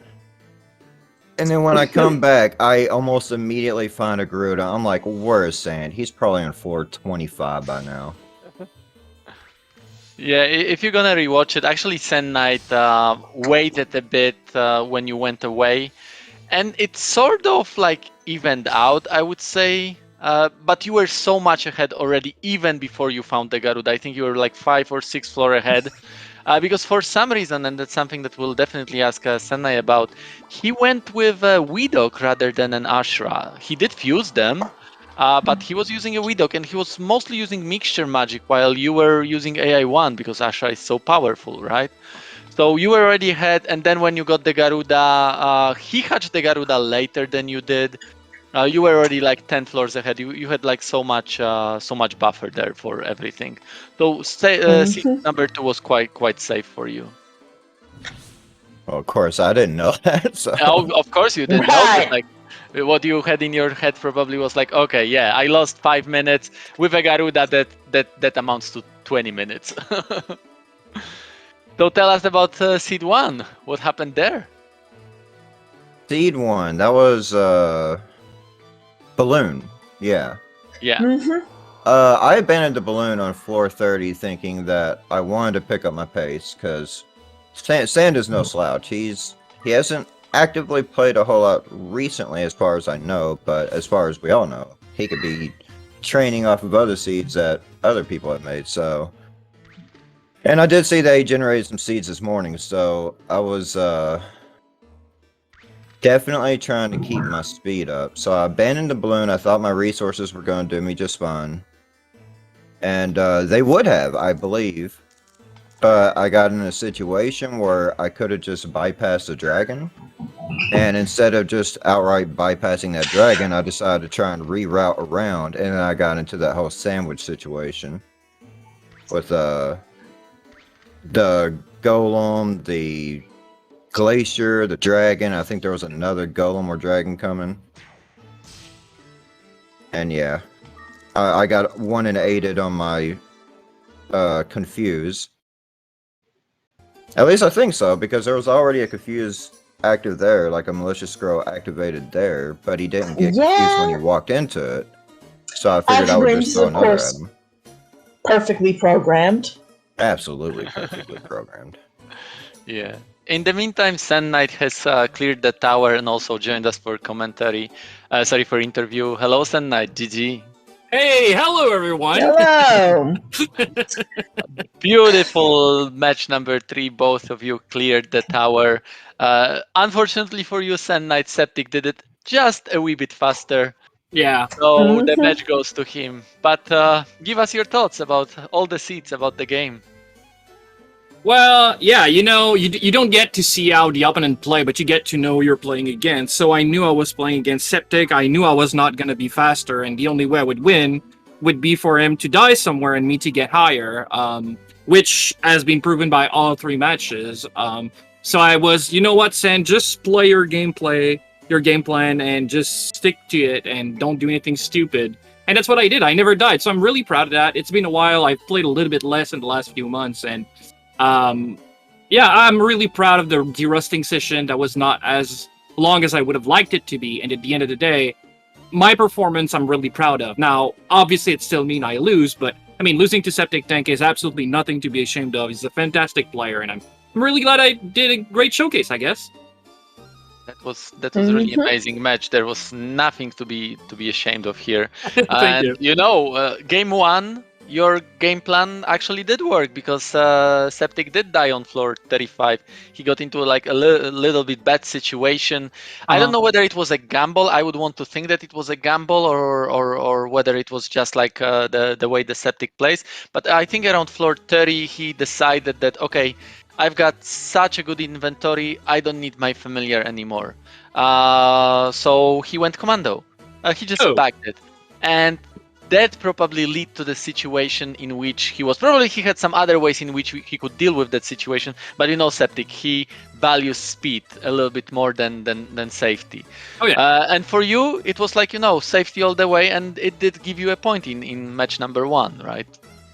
Yeah, absolutely. I was really proud. And in match number 3, I was juggling the idea of like, do I try to go a little bit faster and try to match him? And I knew that's not a good idea, but that still was my head was rushing 1,000 miles an hour, right? And I'm like, do I try to go faster as that to play? And then the game taunts me and makes me play, you know, Orlando Bloom, win seed or 2. I'm like, okay, the game taunts me. It wants me to play the game the way I usually do. Screw that, not trying to go too fast, just reach 40, and if Septic does it faster, the match is. Yeah, in match number 3, there was a clear difference in speed and in the play style, because you, when you were paralyzing, you were still fighting and getting the experience. Septic was just like paralyzing and tossing away. He was just not fighting at all. I think Septic was on Zoo's floor at level 7, and he was not able to kill a Zoo with a single flame ball. He had to actually like do it like with 2 charges, right? After a single kill, he got like 3 levels, and then he was able to do it. But that just showed the difference of how much you fought. That's why he was able to like get a quite solid like 5-6 floors lead from you on seed number 3. Yeah, and I know that play style with Orlando Bloom, you need to level up. So you need to fight a little bit, because if you end up being one-shottable by everything, you just need 1 miss from that Thunderblade and you're dead. So I knew I had not to grind, but to keep up. And I mean, as long as the game plan is to reach 40, not necessarily do it the quickest. But yeah, once I decided I would stick with that plan, I knew I needed to fight a little bit. You saw me on some floor, reach the elevator, cancel, and then go kill a sleeping troll. Like I knew I needed to at least keep up. I think there was one situation where Septic, maybe it was a bit like a bit of a misstep, or what was it? But when he walked into, I think it was a Viper at a very low level, with like 40 HP, and it left him with like 10 HP. So yeah, that was a moment that like, maybe Septic does need a little bit more of HP. Not necessarily for safety, but just as a buffer for a small of a misstep, right? And then a little bit later on, he did level up and gained that HP that he required to not be able to be killed by a single hit. Yeah. But I still want to ask about the seed number 2. You know how Septic plays with Garuda, how stupidly quick he is with that. What were your thoughts when you saw the Garuda egg? There's been a million discussion about Garuda in the community, and I've always been in the camp of, as long as it's not, as long as it doesn't break necessarily. Like I know we've been discussing using it or not using it so many times, and at the end of the day, I gotta say I am for using it, but I don't like doing it. I knew that was going to be a rough to a probably improbable match to win, and I was a little bit thrown off, and I assume Septic was as well due to the whole shenanigans, with the timing and stuff like that. So I was like a little bit thrown off, and as soon as I saw the egg, I was like, okay, you need to edge it, you need to play it, but sure, let the dice fall where they may. There will be still like 2 questions from the chat. First one will be to Sen Knight. Chat disagrees with your decision of keeping the sword. Accuracy all the way for Orlando Bloom. And I guess it's the same for Septic. But maybe more for you, Sen Knight. Orlando Bloom is your boy. Yeah, so actually, Oli Sword is probably the best start you can have with an Orlando Bloom. Accuracy all you want. At the end of the day, you need to kill to gain some experience. And it's true that at the end of the day, I should have changed, but by the time I was not trying to fight anymore, I didn't swing the Holy Sword or try to paralyze that much either. I was mostly, trying to manipulate monster. But yeah, at that point, it's true I should have removed the sword. But I was so deep in my, so focused on the floor and everything going on. I would never think about that. But it's true. But early on, Holy Sword best start can get with the Orlando Bloom for sure. Oh yeah, I think like the chat was talking about like a little bit Sure, later on. later Of course, on, in yeah. the beginning, like Holy Sword destroys everything. That was like, Yeah. such a nice starter. And Oh, now yeah. a little bit of a critique for you, Septic. The chat disagrees with your decision of not using the leather shield. What have you say to that? Septic, you there? Oh, maybe like I know that Septic sometimes has problems with the mic, so maybe his mic did the thing. Maybe. I did have a question for Sand Knight that I Yes? don't think we've gotten to yet. Why the wee dog? Oh yeah. What the what? Why the wee dog? Oh, you mean over the Ashra? Yeah. Okay, 2 reasons. First, Ashura is great for 2 reasons. It's trait and its spells, and by fusing I was getting both. So that didn't matter too much. And the point was, earlier during the other match, I was... and that's something I know, I just forgot that you need to level up the sword spell 1 level higher than the other spell you want to have at your second slot, or the game keeps them at the same level, and then there's a 50-50% chance that anyone procs. And you saw me having problem with that during match number 1, right? So I didn't want to repeat that in match number 2. So I knew that if I leveled Wee Dog once, and have Mia Breath level 2, then it would always be that spell that would proc when I was needing using AI 3, right? And at the point where I needed to have that spell 1 level higher, there was no way the fusion would bring Ashra first, and it didn't matter anyway.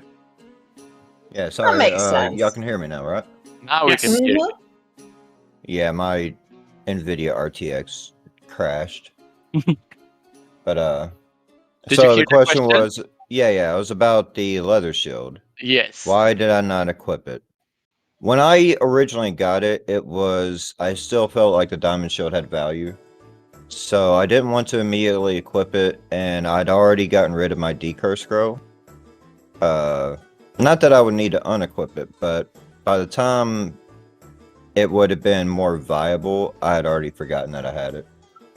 Yeah. I was just in go mode, and it was just like not on my mind. That's fair enough, especially like for a monster where you don't really care about the dodge chance, but you care about the hit chance, right? And if there was a chance that it was a curse shield, that would definitely decrease your ability to hit. So yeah, that's a reasonable answer. Yeah, it goes the same for not unequipping the Holy Sword. I do know barehanded is more accurate, but it just wasn't on my mind. Oh, I get you. Any Makes questions sense. more from you, Lady Dema? No, I think that about covers it. Any closing words from you guys? Something you want to add? Yeah, giant thank you to both of you, Chai and Lady Deme. I'm sure you did a fantastic job casting this match. Thank you. It was a pleasure. And thanks to all the folks at Speed Gaming for getting this set up and restreaming it for us. That is always it is always so neat. True that. So I would want to also say one more thing. This was the match of the week 1 of the tournament. We are not saying goodbye to any of the runners yet. Septic advances to the next round, and in the next week he will be playing against Flying Machine. We don't know yet when exactly that will happen, but definitely it will happen on SpeedGaming channel, so be on the lookout for that. Sen Knight goes to the losers bracket, and it seems that he got a little bit lucky in the losers bracket. He will play against a tough opponent called Bai. So Sen Knight gets a week off from the matches, and we will see him back in 2 weeks. But yeah, plenty of more matches still in the tournament. It's just the start. For today, that's it. We'll have one more match tomorrow at 9 a.m. EST. Full feature righties versus Pule Saint-Tete. Amazing match. Fee is a runner who used to play this game. She decided to come back to the tourney and give this game another go. Pule is one of the most amazing players in this game. He's won tournaments, he won many matches. Definitely something that you wanna watch. So tomorrow 9 a.m. EST. But that will be all from my side. Thank you, Lady Deme. Thank you, Sen Knight. Thank you, Septic. Thank you, chat. Thank you, Speed Gaming. And hopefully Chai. see you tomorrow. Take care, people. Bye. Yeah, everybody. Have a good Bye night. Bye-bye. bye.